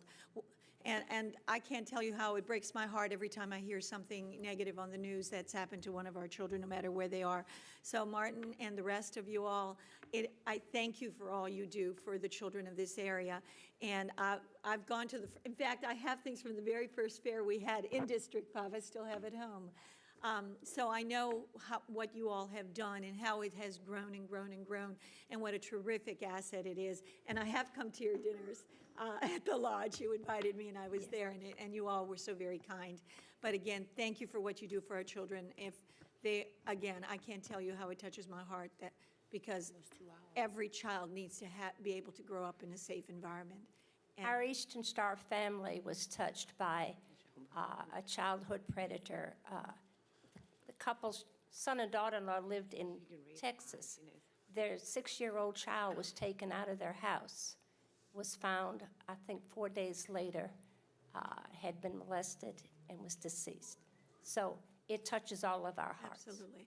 And let me tell you, if you go on the internet and you look where some of these predators live, they're in your neighborhood, they're in my neighborhood. And again, the other thing that absolutely shocked me when I was at Roosevelt was we ran, we actually looked to determine how many predators we had around the school. And it was absolutely amazing to me how many purposely chose to live near a school, even though there are some restrictions as to where they can live, how close to a school. So they're everywhere. So that makes it even more important that we have things like this Child's Fair to make sure that we give our children every advantage possible to keep them safe. Thank you for all you do. Okay, Councilmember Black just wanted to say one more thing. Go ahead, Councilmember Black, it's on. It is? Well, I would be remiss, since Councilman DeNapoli mentioned his uncle, that my cousin Clarence Mumphrey gives guided tours, and he comes all the way from Prairieville every weekend, and he does a wonderful job. So I just want you to recognize him, tell him that his cousin said he's doing a great job. I promise I'm going to see Clarence tomorrow. I see him every Friday, and I'll pass the message to him. Thank you. And to JD also. Okay, all right. That's it. Thank you, Mr. Short and others. I'd like to say one thing. As you all see tonight, you reach out, we touch everywhere, back to forth. You know many of our people, and we know you. And it's a family-oriented event, and we hope the family comes, even if they don't have kids. Come on out, have a good time, and be with us. Thank you very much for your support, Mr. Mayor. We appreciate everything. Council people. Okay, thank you. Good evening. Free. Free, free, free. Council Clerk. Yes, ma'am. This evening, I'd like to entertain a motion, please, to amend the agenda this evening. We need to add a resolution as 13C to suspend the council rules, number 11, of the Rules of Organization, Business, Order, and Procedure of the Council of the City of Kenner, and rescheduling the Kenner City Council agenda deadline to August 30th, 2013 at noon for the council meeting of September 5th, 2013. That normal deadline falls on September 2nd, which is a holiday. Okay, So motion if by we could- Councilmember Black, second by Councilmember Brannigan to suspend the council rules. All members, please vote. Madam Chairman, motion passes 6-0 to suspend your rules. And motion by Councilmember Black, second by Councilmember Brannigan to amend the agenda to include item 13C. Is there anyone in the audience wishing to object? Please come forward now. All right, hearing none, all council members, please vote.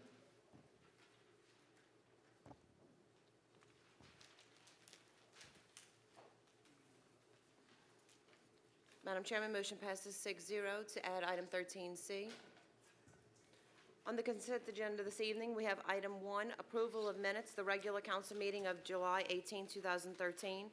Item 2, approval of alcoholic beverage permit applications. Item 2A, a resolution granting an alcoholic beverage permit to Friends of Rivertown on August 24, 2013, at 303 Williams Boulevard, being property owned by the City of Kenner and Kenner, Louisiana.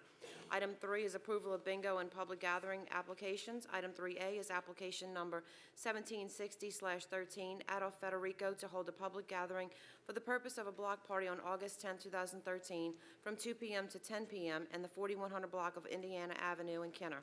Item 3B is application number 1761/13, Celebración Hispania D. Kenner, to hold a public gathering for a festival on August 10, 2013, from 4 p.m. to 11 p.m. at the Kenner Heritage Park. Item 4 is correspondence reports from the mayor, CAO, or department heads. We have none.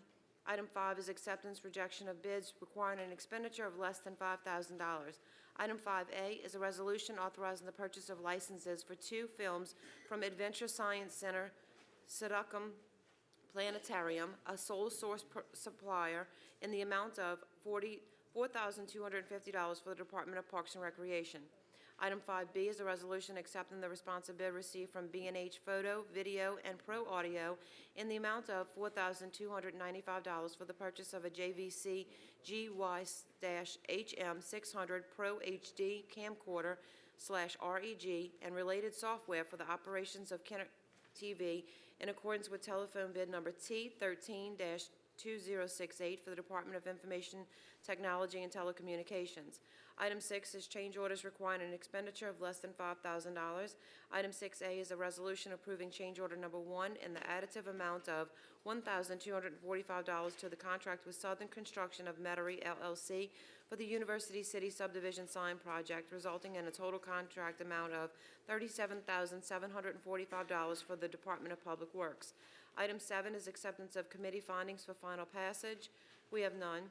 Item 8 is re-subdivision of ordinances on final passage. We have none. Motion by Councilmember Black, second by Councilmember Brannigan on consent. Council members, please vote. Madam Chairman, motion passes 6-0. Under the public appearance agenda this evening, item 9 is public hearings for final passage. Item 9A is a public hearing regarding summary ordinance number 11,574. An ordinance approving a place of worship in a C1 neighborhood commercial zoning district to be located on Lot M1, Square 109, Greenlawn Terrace subdivision, Kenner, Jefferson Parish, Louisiana, in accordance with plan by S. Clark dated May 15, 2013. Motion by Councilmember Black, second by Councilmember Stagney to open a public hearing. Council members, please vote.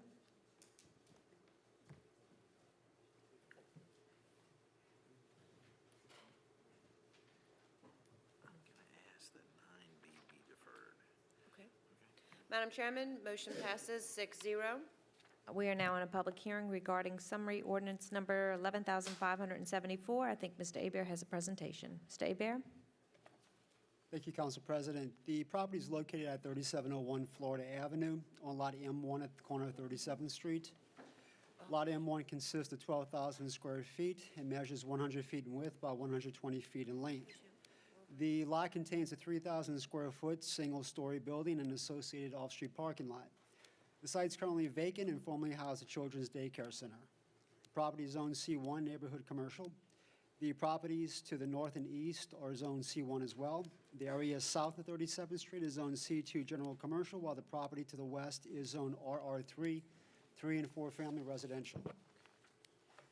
The area contains general office and neighborhood commercial uses to the north, south, and east, while the area to the west contains single-family and 3 and 4 family residential uses. The proposal includes the use of the site for the establishment of the Gathering Place Worship Center. A land use survey of the surrounding area indicates that the site is not located within 300 feet of any existing business with an alcohol and beverage license. The development site contains 2 entrance and exit points, one located along the Florida Avenue side, the other located along the 37th Street side. The site contains a minimum of 13 parking spaces. A minimum of 14 parking spaces are required for the use. Of course, leaves a deficiency of 1 parking space. Now, as a result of that, the Gathering Place Worship Center has entered into a shared use parking agreement with the owners of Lot A1, which is located directly across the site from, on the other side of Florida Avenue. The owners of Lot A1 have agreed in principle to allow the place of worship the use of their parking lot for as long as the building is used for a place of worship. The building will contain an 840-square-foot assembly area large enough to accommodate 50 seats. The floor plan also includes a bookstore and library, a kitchen, restrooms, and administrative offices. The proposal is essentially a change of use to occupy the site for a place of worship. There are no proposed alterations to the building or the site under this application. Therefore, the Planning Department recommends approval.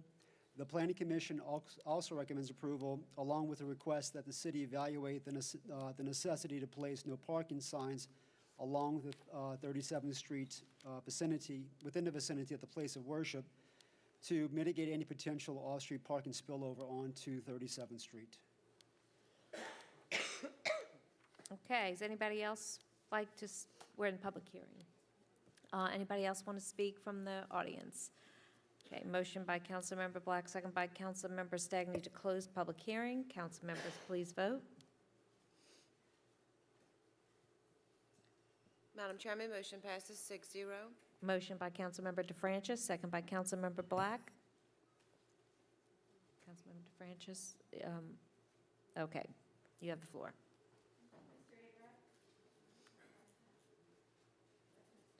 Okay. Stop, okay, now. Okay, let's try. Yes. I just have one quick question, Mr. Hebert. You mentioned that in principle there was an agreement with the owners of Lot A. So my question really is, do they have anything in writing so that, you know, I can tell you I'm going to do something, but then I could change my mind at some point down the line. So the question is, do they have anything in writing to guarantee that, you know, they will be allowed to use that area as a parking area in the future? Yes, ma'am. Y'all should have that as part of the application packet, but there is a legal documented Good. shared parking agreement between the two. That was the only qualm I had, because obviously that down the line it could cause a major problem for the neighborhood. Thank you very much. Okay, and my question is similar to that. What is Lot A1? Who is that is allowing the reciprocal parking? It's a professional office building that's located on the east side of Okay. Florida Avenue. All right, because I just want to make sure that it wasn't being used at the same time. Obviously, that wouldn't have helped. Exactly. That building site has 59 off-street parking spaces, and it's large enough to accommodate the parking. All right, the other question, and I heard you say that there was no existing business within 300 linear feet or whatever the measurement is, that presently have an alcohol and beverage permit. Is there any that did have that and they're just not operating right now? Or is there nobody that has the ability to within that? Because there was a situation one time where there was an existing business that was not in business, but somebody was bringing a business there, and because they were going to be doing the same use, that it was, you know, there was something within a certain proximity to it, because there would be a future use for it where it had always been used. Do you know what I'm saying? I understand what you're saying. The information that we've received for this application indicates that there's no existing business that has an occupation, an alcohol or beverage license within the established 300-foot radius that the council adopted as part of the place of worship. Okay. I just want to make sure there's no future restaurant people coming to us and saying, we bought this building, we've been doing renovations, we thought we could open, and, because we don't want to take one business out of. Right. It's not so much the restaurants who are licensed as restaurants but may have a holding bar. That's fine. It's really, it's the licensed bars and lounges that's Okay. the main issue. Okay. All right. Okay, seeing no further discussion, council members, oh wait, and should we go on record as saying that Councilmember Reyno is in favor of this? Did we say that? Okay, he is in favor of this project, and he's met with community members. Okay. Council members, please vote.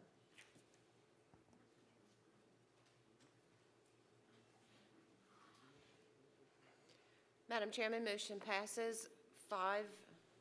Councilmember Stagney did not vote. Okay.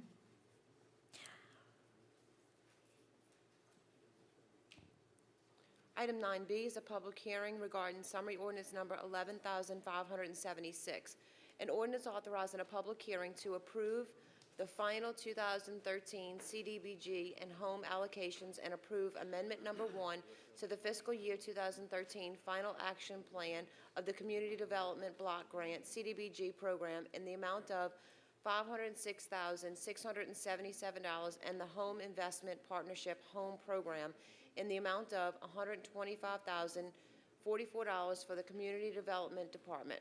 I have a motion by Councilmember DeNapolis for a one-meeting deferral, second by Councilmember Black. Council members, please vote on a one-meeting deferral.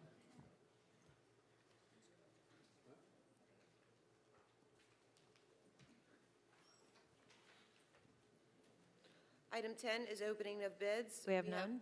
None. Item 11 is reclassification of zoning for final passage. We have none. We have none. Item 12 is other ordinances for final passage. We have none. Item 13 is resolutions and motions by council members. Item 13A is a resolution authorizing the city council for the city of Kenner to hold a public hearing to determine whether or not the building located at 3549 West Loyola Drive, Kenner, Louisiana, should not be repaired or demolished. Motion by Councilmember DeNapolis, second by Councilmember Black. Councilmember DeNapolis. Ms. Shaw, basically, we're putting this resolution on. This piece of property that's at 3549 West Loyola Drive, I'd like to put I guess in 30 days to have a public hearing on this, basically. I think it's already in the resolution to hold it. I think it's September. I don't know if the clerk has the legislation for that one. It's in the body. September 5th. Yes, ma'am. The date is September 5th, 2013. We stopped putting them in the caption because when they get deferred and moved to other meetings, then the date is incorrect. So we felt that it would be best to just put the date in the body of the legislation. Right. Well, basically, I would ask my fellow councilmen that, once again, this is one of the blighted pieces of property that's in District 5, and once again, this city has always taken a very aggressive approach to cleaning up these type of properties. And we just want to get this, on the council before us, hold a public hearing. And if the owners don't show up for the public hearing, don't have any resolution for this property, then at that point in time, we'll have to deal with it. What we're going to do is after this is approved by the council, we then notice the owners by certified mail calling for the public hearing. I appreciate it. Thank you, Ms. Shaw, for the good work, and hopefully, we can have resolve on this piece of property. Thank you. Council members, please vote. Madam Chairman, motion passes 6-0. Item 13B is a resolution reappointing Ms. Pamela Achapinti to the City of Kenner Civil Service Board in accordance with Section 8.02A7 of the City Charter. Motion by Councilmember Black, second by Councilmember Brannigan. Council members, please vote. Madam Chairman, motion passes 6-0. Is Ms. Sanchapinti with us in the audience? Not with us, but in the audience? Okay. Well, thank you for your service if you're watching.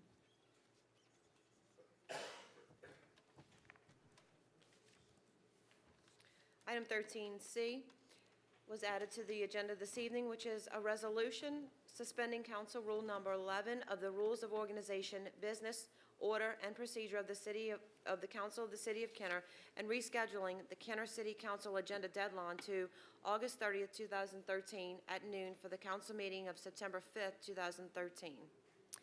A motion by Councilmember Black, second by Councilmember Brannigan. Council Clerk, I don't know if you have to do something to the machine to reflect that Councilmember DeNapolis is gone? He's left the meeting? Yes. Okay. Okay, so council members, please vote.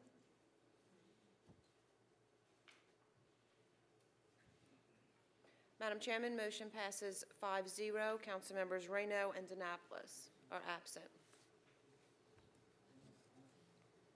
Item 14 is items removed from the consent agenda. We have none. Item 15 is acceptance of contracts and similar matters approved by the mayor.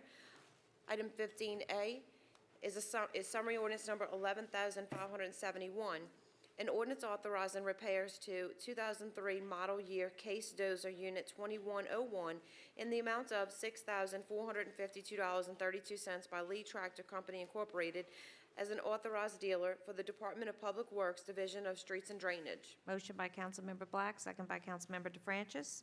Council members, please, Councilmember DeFrancis, do you have? Okay, council members, please vote.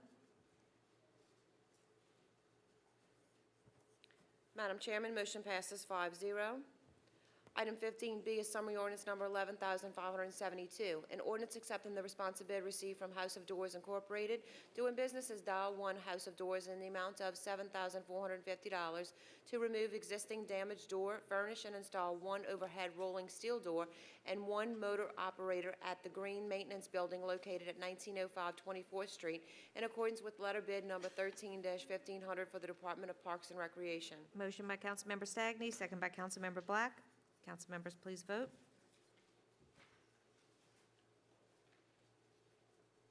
Madam Chairman, motion passes 5-0. Item 15C is summary ordinance number 11,573, an ordinance accepting the responsive bid received from T-Co Safety Incorporated in the amount of $43,053.20 for the purchase of 30 electronic control devices, cartridges, accessories, and extended warranties, and authorizing the exchange of 30 units for a per-unit credit in accordance with seal bid number T13-6141 for the Kenner Police Department. Motion by Councilmember DeFrancis, second by Councilmember Stagney. Council members, please vote. Madam Chairman, motion passes 5-0. Item 15D is summary ordinance number 11,575, an ordinance accepting the responsive bid received from Capstone Builders Incorporated in the amount of $383,790 for the Kenner City Hall interior renovations in accordance with seal bid number 13-6147 for the Department of Inspection and Code Enforcement. Motion by Councilmember Black, second by Councilmember Brannigan. Council members, please vote.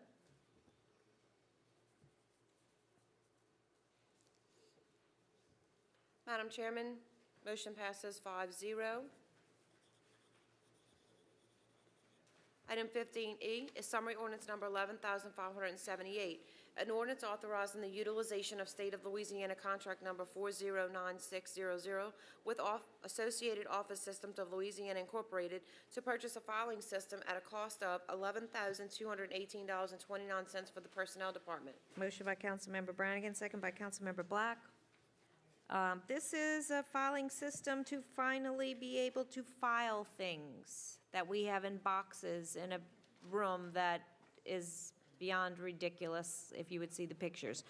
So it's going to be one of those sophisticated filing systems for our Personnel Department and I guess our Civil Service Department because there's certain documents that we're required to keep as confidential and on file for a certain number of time. And if you would see the way these boxes are stacked on top of each other and are really at risk of being destroyed and not being able to be found if we don't contain them in a manner that's appropriate. So this is just to move into a time when we should have all of this contained in one place and a more sophisticated filing system than we have. So seeing no discussion, council members, please vote.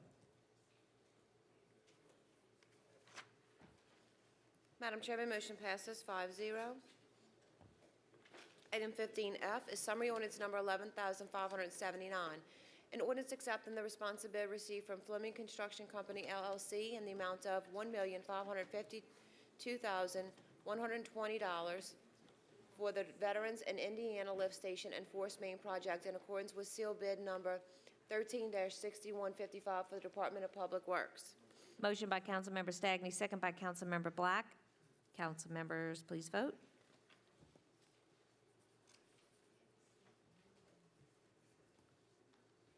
Madam Chairman, motion passes 5-0.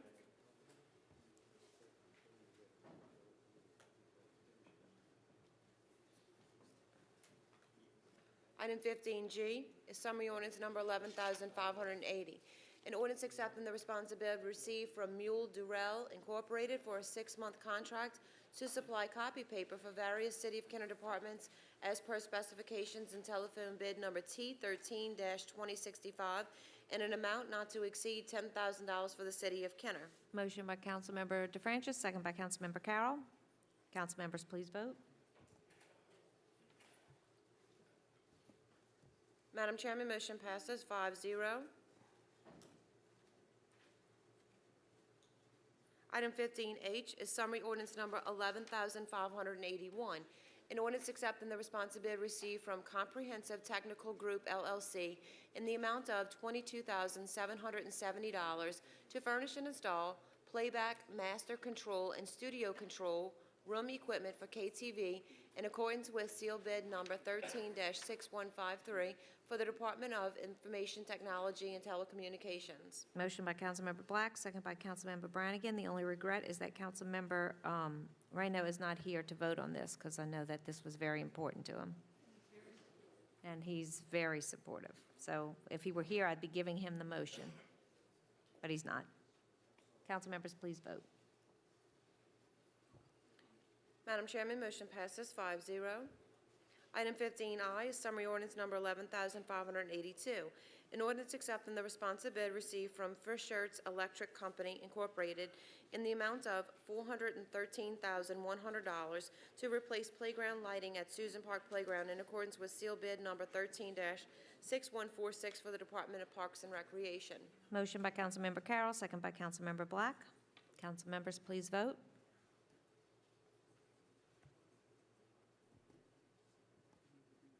Madam Chairman, motion passes 5-0.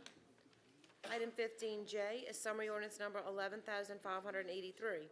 An ordinance accepting the responsive bid received from Bow Brothers Construction Company, LLC, in the amount of $125,120 for repairs to the Williams Boulevard boat launch in accordance with seal bid number 13-6154 for the Department of Parks and Recreation. Motion by Councilmember DeFrancis, second by Councilmember Black. Councilmember DeFrancis.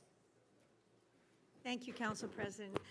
I've been asked by Councilman Reyno to indicate that he is supporting 15J. However, he also wants to put it on the record that regarding 15J, he is pursuing reimbursement from the COE subcontractors for docking commercial push boats and causing damage to the Williams Boulevard boat launch. Mr. Quigley, I do believe, and I just want to put this on the record as well, that Councilman Reyno has been corresponding with you since about January of 2013 at least, if not before that, regarding going after reimbursement for the damage Yes, that was caused. Am I not correct? Yes, we've discussed this numerous times. We've had meetings. Francine Weaker, our city attorney, has been assigned that, and she is working towards trying to get some type of reimbursement. So, yeah, very, very aware of it, and like I said, we've met with him several times about it, so.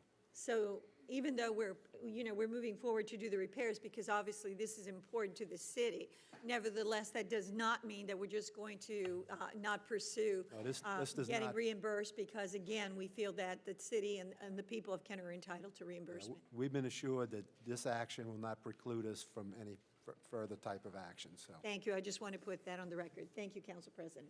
Thank you. Seeing no further discussion, council members, please vote. Madam Chairman, motion passes 5-0. Item 15K is summary ordinance number 11,584.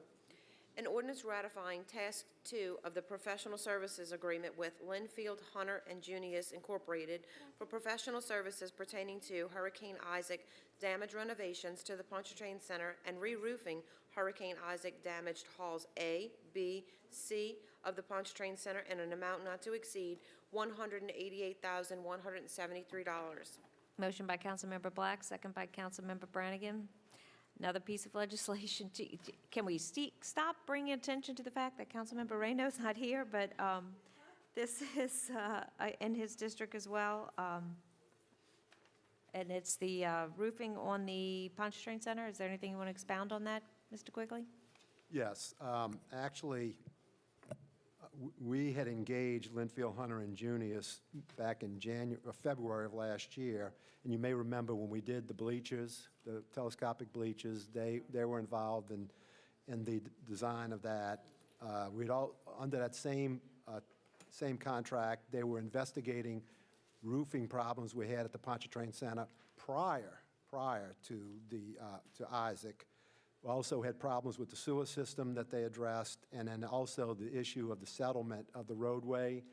where the entrance to the building was. So anyway, they were working on that, and they did successfully complete the bleachers, but then Isaac hit. So actually, while the winds were still blowing at hurricane speeds or storm speeds, I contacted Mr. Braque, who's the lead architect, and had him go out to the Pontchartrain Center for a damage assessment, because needless to say, we had problems with the roof to start off with. And we were able to mitigate the roof. It's been patched up. But since Katrina, we've had Gustav, we've had Tropical Storm Lee, the roof, we've had all kinds of issues with the roof. And so bottom line is that the roof had to be addressed. And through the efforts of Mr. Braque and Linfield and Hunter and Junius, we were successful in getting the roof written up as a PW. So this PW is $2.1 million. I talked to Mr. Gaffney today. As a matter of fact, right before the meeting, I talked to him. He assured me that this has been written up, it's been submitted, and we're waiting for it to be obligated. So we feel like this will be obligated. So now we want to go ahead and start getting the specifications done so that we can get these repairs. But the most critical part of this is the roof, and like I said, they were already studying the roof. Mr. Braque went out there during the storm, and after the storm, we mitigated the roof, and he was successful in essentially getting what we call the roof condemned. They proved that there was uplift during the storm, and so we've got an agreement on that. So anyway, we couldn't do anything else in the building until we got some type of confirmation on the roof. So this is just the first step now. It's taken a long time with FEMA. Matter of fact, Mr. Gaffney told me that they pretty much just have a skeleton crew. They've pretty much abandoned us and moved everybody up to the northeast with Sandy. So because of that, it's taken a little while, but we are making progress. So, and matter of fact, speaking of making progress, I think Mr. Maricoli told me that they've already had the notice to proceed in the pre-construction meeting for the concrete pier out at the lakefront, and those repairs will be made shortly too. So things are moving forward. All right. Thank you, Mr. Quigley. Seeing no further discussion, council members, please vote. Madam Chairman, motion passes 5-0. Item 16 is ordinances and resolutions in summary for first reading.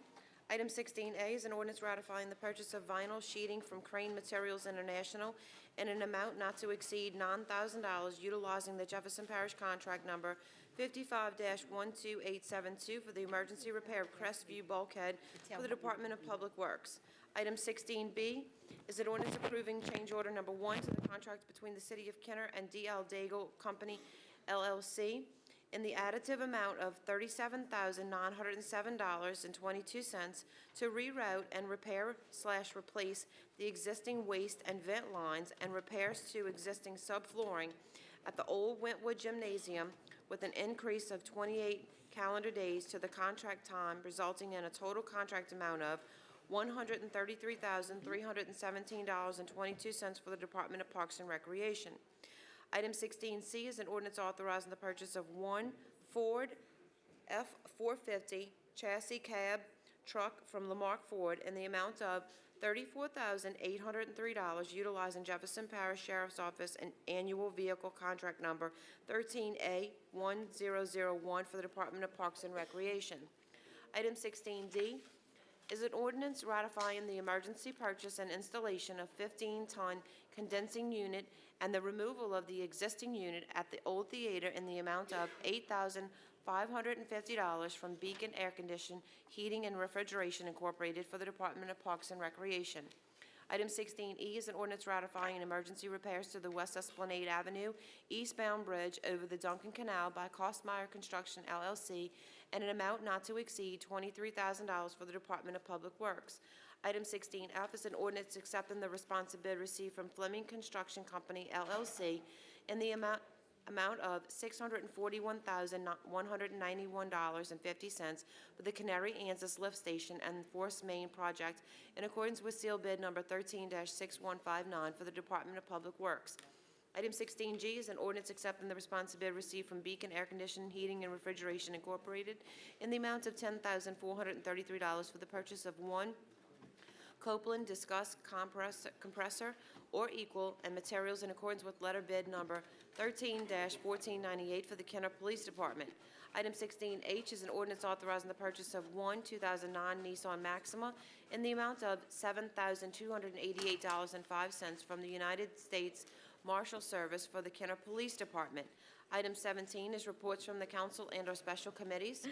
Okay, just wanted to tell everybody, I don't know when you will be seeing this broadcast, but if you were seeing it prior to the weekend of August the 3rd and 4th, this is the Louisiana Tax-Free Weekend, back-to-school weekend. You can go on the website or Google it, and it'll tell you that you can buy certain items up to, I think, $2,500 and not have to pay the state sales tax. Your local sales taxes will still apply, so, but it is a good time to stock up on whatever it is, even if you don't have any back-to-schoolers. And on that note, wishing all the kids well as they go back to school, and reminding people to drive safely, that our kids will, the roads will be soon congested with school traffic and school children, pedestrian traffic, so please be careful. Councilmember DeFrancis. Thank you, Council President. This was mentioned in passing during our consent agenda, but I've been asked to please mention it to you all. The 13th Annual Cultural Festival, Tope de Santo Domingo de Guzman, St. Dominic, is being held on August the 10th from 4 to 11 at Kenner Heritage Park on Williams Boulevard. Representation of St. Dominic and a mass at 4:30 p.m. will take place. Dances by Gigantona, or the Gigantic Woman. There will be a showcase of folkloric dresses and dances, the crowning of India Bonita Festival Queen, delicious Hispanic culture and refreshments, music, and free admission. This is free to the public, but they are asking that for you to consider making a donation of sugar or cooking oil, and they would be welcome for the Kenner Food Bank. So for any of you who have not gone to this festival before, it's a fun festival, it's free, and you all are invited. All the people of Kenner and outside Kenner are invited to come and participate. Thank you. Thank you. Councilmember Carroll. Thank you, Madam President. And this is normally the time that obviously we talk about reports from the council. And normally there are, festive activities that address from District 1 or for the whole city. But, this particular time, it's not that. It's just the reality of the world that we live in. And I think it's important that I'm able to address this right now. Long before I was entrusted with the responsibility to represent the citizens from District 1, my morals and ethics were being formed by my parents and many of my relatives, aunts and uncles who are here today. It is something that I do not take lightly. It is something really important to me, and it is something that I try to live by in my daily life for my children. But when it is suggested that I am doing something unethical or illegal knowingly, that is something that really affects me, and it bothers me to the point where I have to be able to address it to the people I represent and the people in the city of Kenner, not to anyone on the newsstand, but the people that I represent, to the people of the Our Lady Perpetual Health family, the Oakland Church, the Pilgrim Church, the Little Zion Church. This is the community that formed me for what I am today and what I represent to all the children that I represent in the city of Kenner through recreation and throughout. So I do not take that lightly when it is affected or suggested that I am doing something unethical or immoral, and no one should take that lightly. They also taught me that when I decided to take this responsibility on as a council person, that the narrative should never be about me. I know we all are somewhat narcissistic to believe sometimes that things are about us, but it is not about us. When I am taking time to talk about me, I am not doing my job as it relates to the citizens of District 1 and the city of Kenner. The narrative should always, always be about the people who we represent. So today I wanted to address something that we all have been seeing in the news. This will be my last time addressing it to anyone, but I think it's important for me to be able to, at some point, get my words across that were never allowed through the media or the newspaper. But before I make my statement, I'd like to first, let everyone know that I had an opportunity to speak with the Chief Caraway as it relates to some statements that were taken out of context from me that suggested that I compared what I do on the council or what I would do outside of my personal life to that of a police officer. And he was correct to say that is ludicrous because I would never say that. That does not make sense. I understand, I have relatives, I have friends who are police officers and who I respect highly to the point that nothing that I do up here as a council person can even compare to what they do. They are people who go out every day not knowing their family, knowing if they would be able to, if they're going to come home the next day. That's how highly I take that. Also, as it relates to the men of wear our uniform, the military. So, to even suggest that, to take it out of context, and I'm not sure if the individual who wrote the story did it on purpose or he misunderstood, or he just didn't understand. I don't know. But I'm here to apologize, and I spoke to the chief and to every police officer. Robbie is here today, but every police officer to know that was not the words that I said.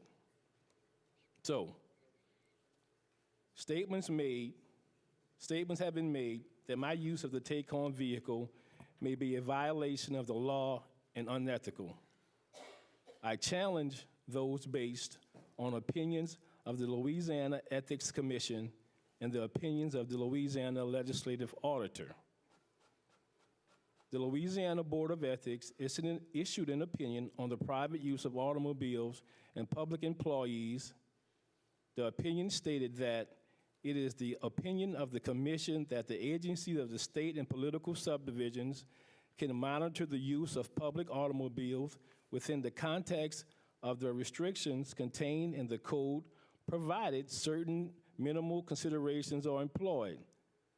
The commission views these minimal considerations to be these: the government officials responsible for authorizing the use of public vehicles should adopt and promulgate a clear and unambiguous policy concerning the use of automobiles in question.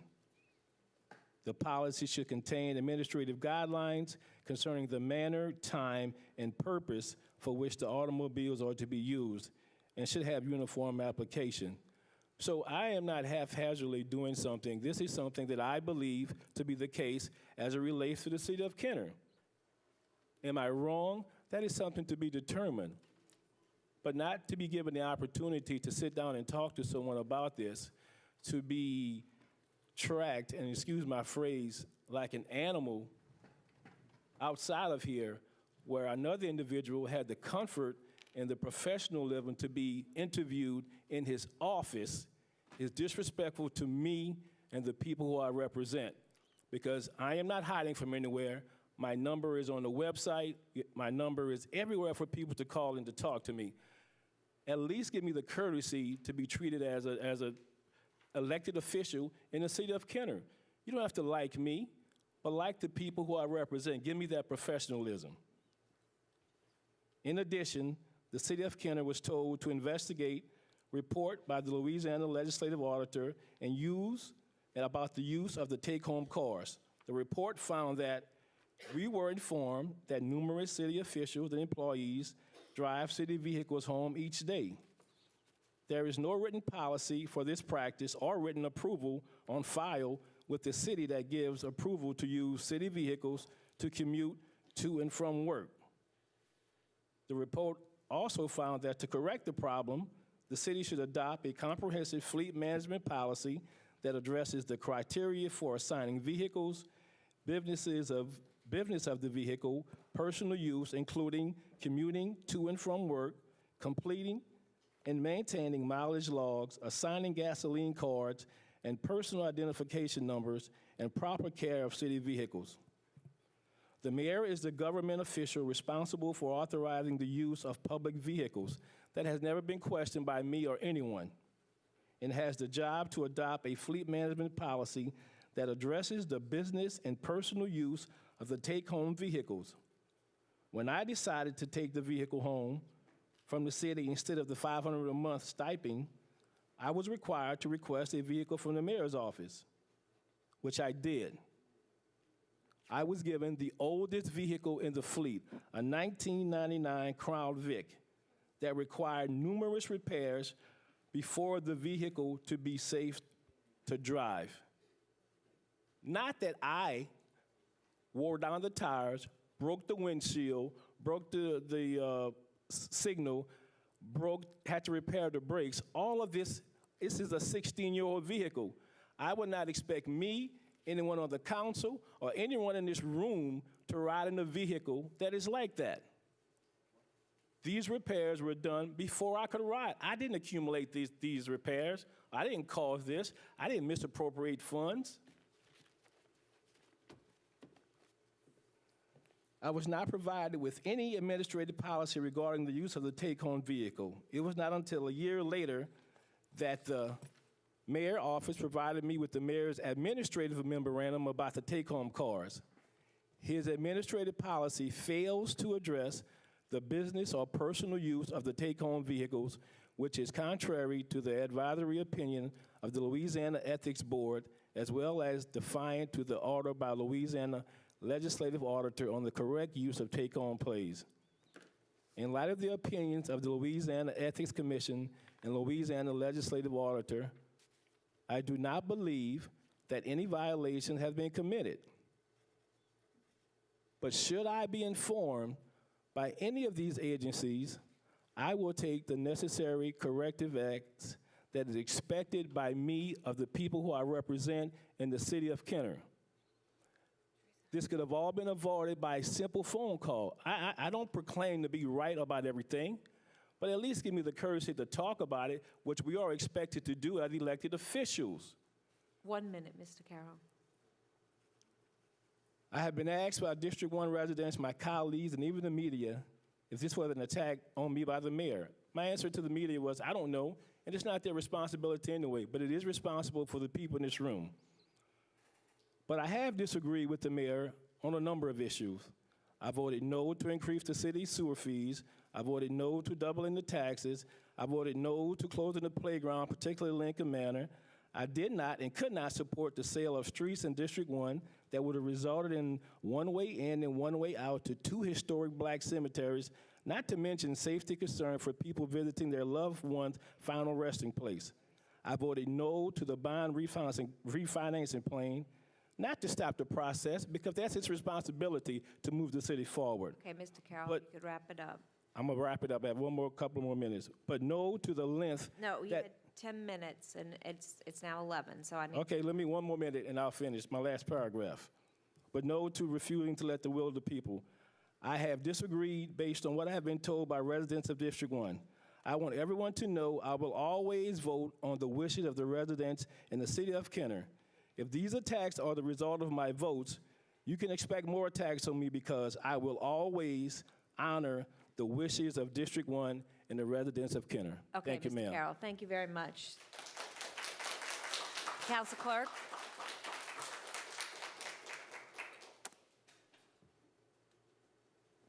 Council Clerk? Oh, I'm so sorry, ma'am. Oh, you just put your light on. Councilmember Stagney. I just put the light on because the mayor was mouthing something to me. Mr. Mayor, the first we saw of all of this was on the news and the media. If there was some concern, I read the article in the TP, and first it started out as a misappropriation of funds, and then a couple paragraphs later it says that, if it's not that, they should lead by example. At any point, did you or the city attorney's office, could y'all have picked up the phone and met with Mr. Carroll and discussed if there was some question you had regarding his use of the vehicle? I called Councilman Carroll's office on a Monday and said I'd like to meet with him today to discuss something important that was brought to my attention. On a Wednesday, we got a return phone call that he might be available on a Thursday.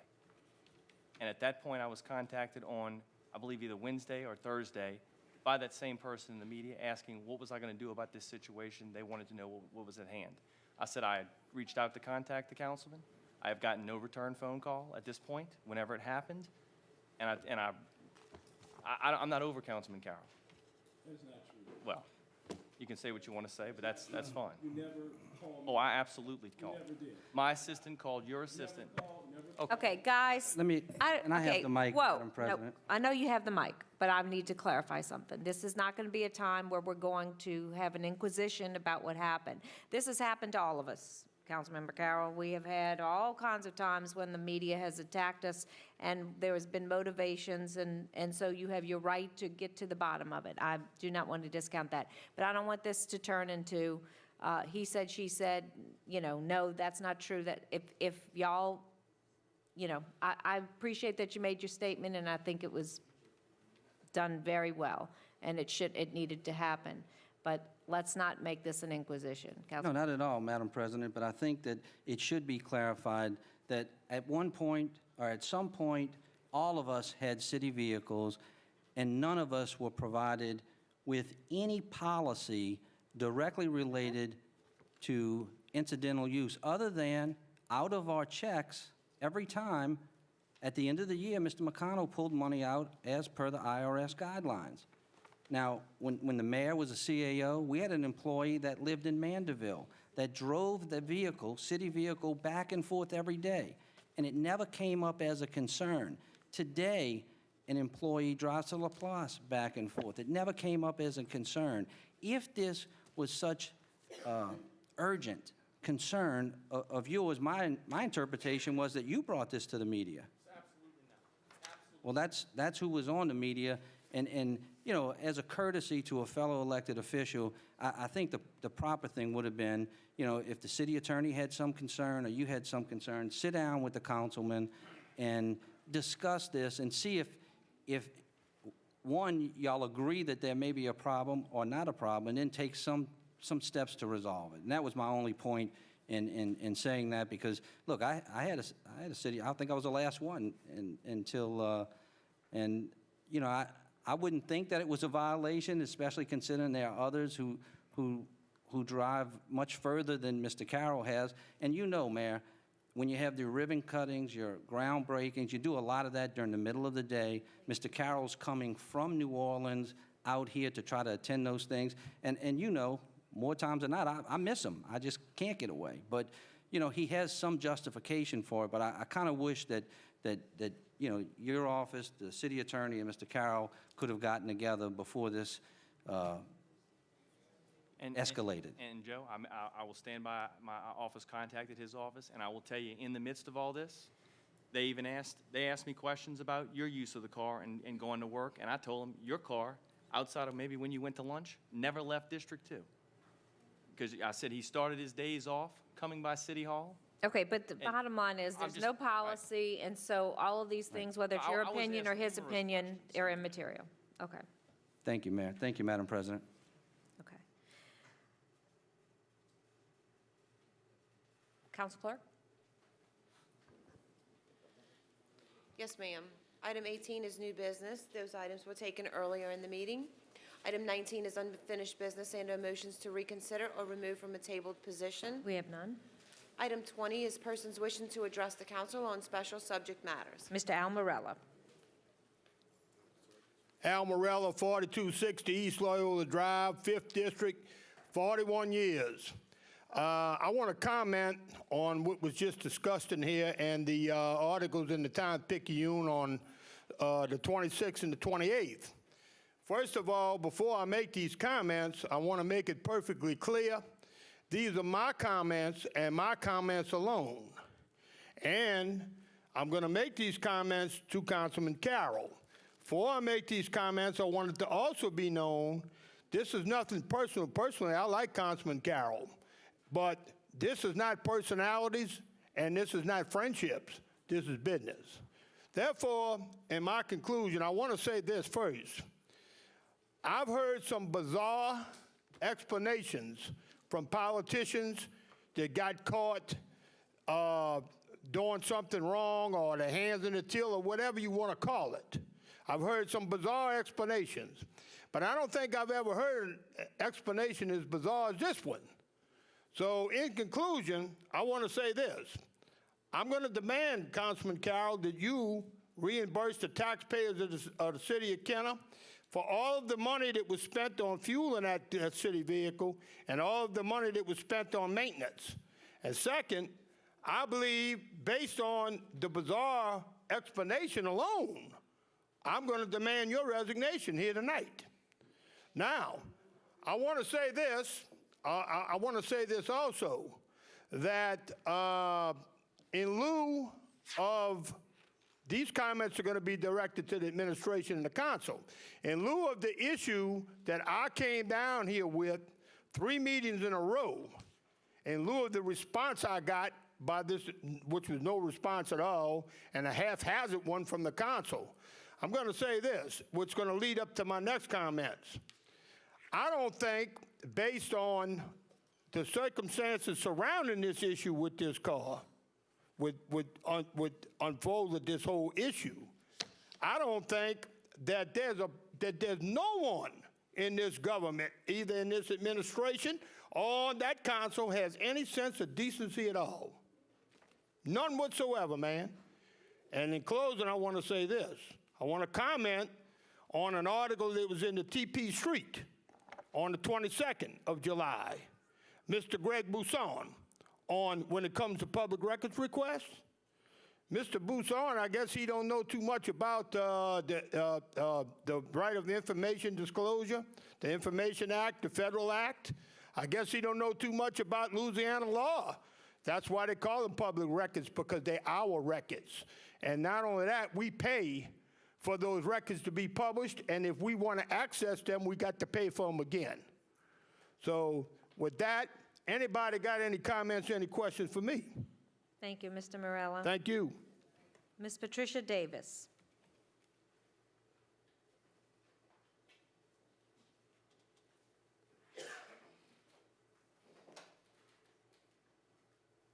Patricia Davis, 3126 Ohio Street. Thank you, Greg. Tonight I come to say thank you.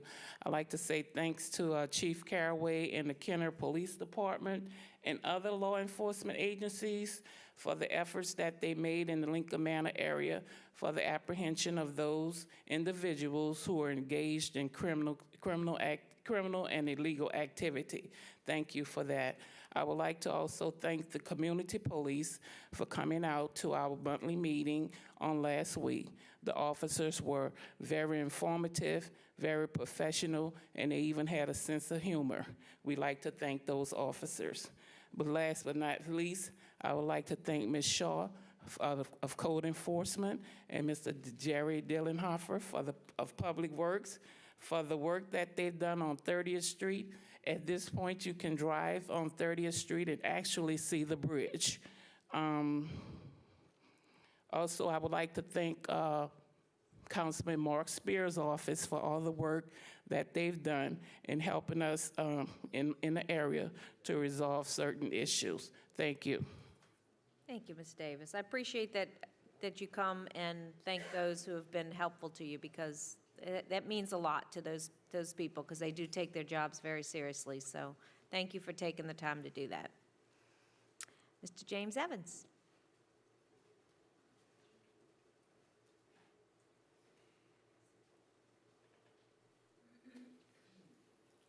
Good evening. My name is James Evans. I live at 1500 Webster Street in Kenner. I just have a few questions I'd just like to ask tonight. First is, at the last meeting, it was announced that it was an appeal made by the Citizens for Better Kenner, and I would like to know if it was an official notice had been received by the city of Kenner. Second question, does the mayor have access to, or is he assigned 6 vehicles? If so, why 6 vehicles?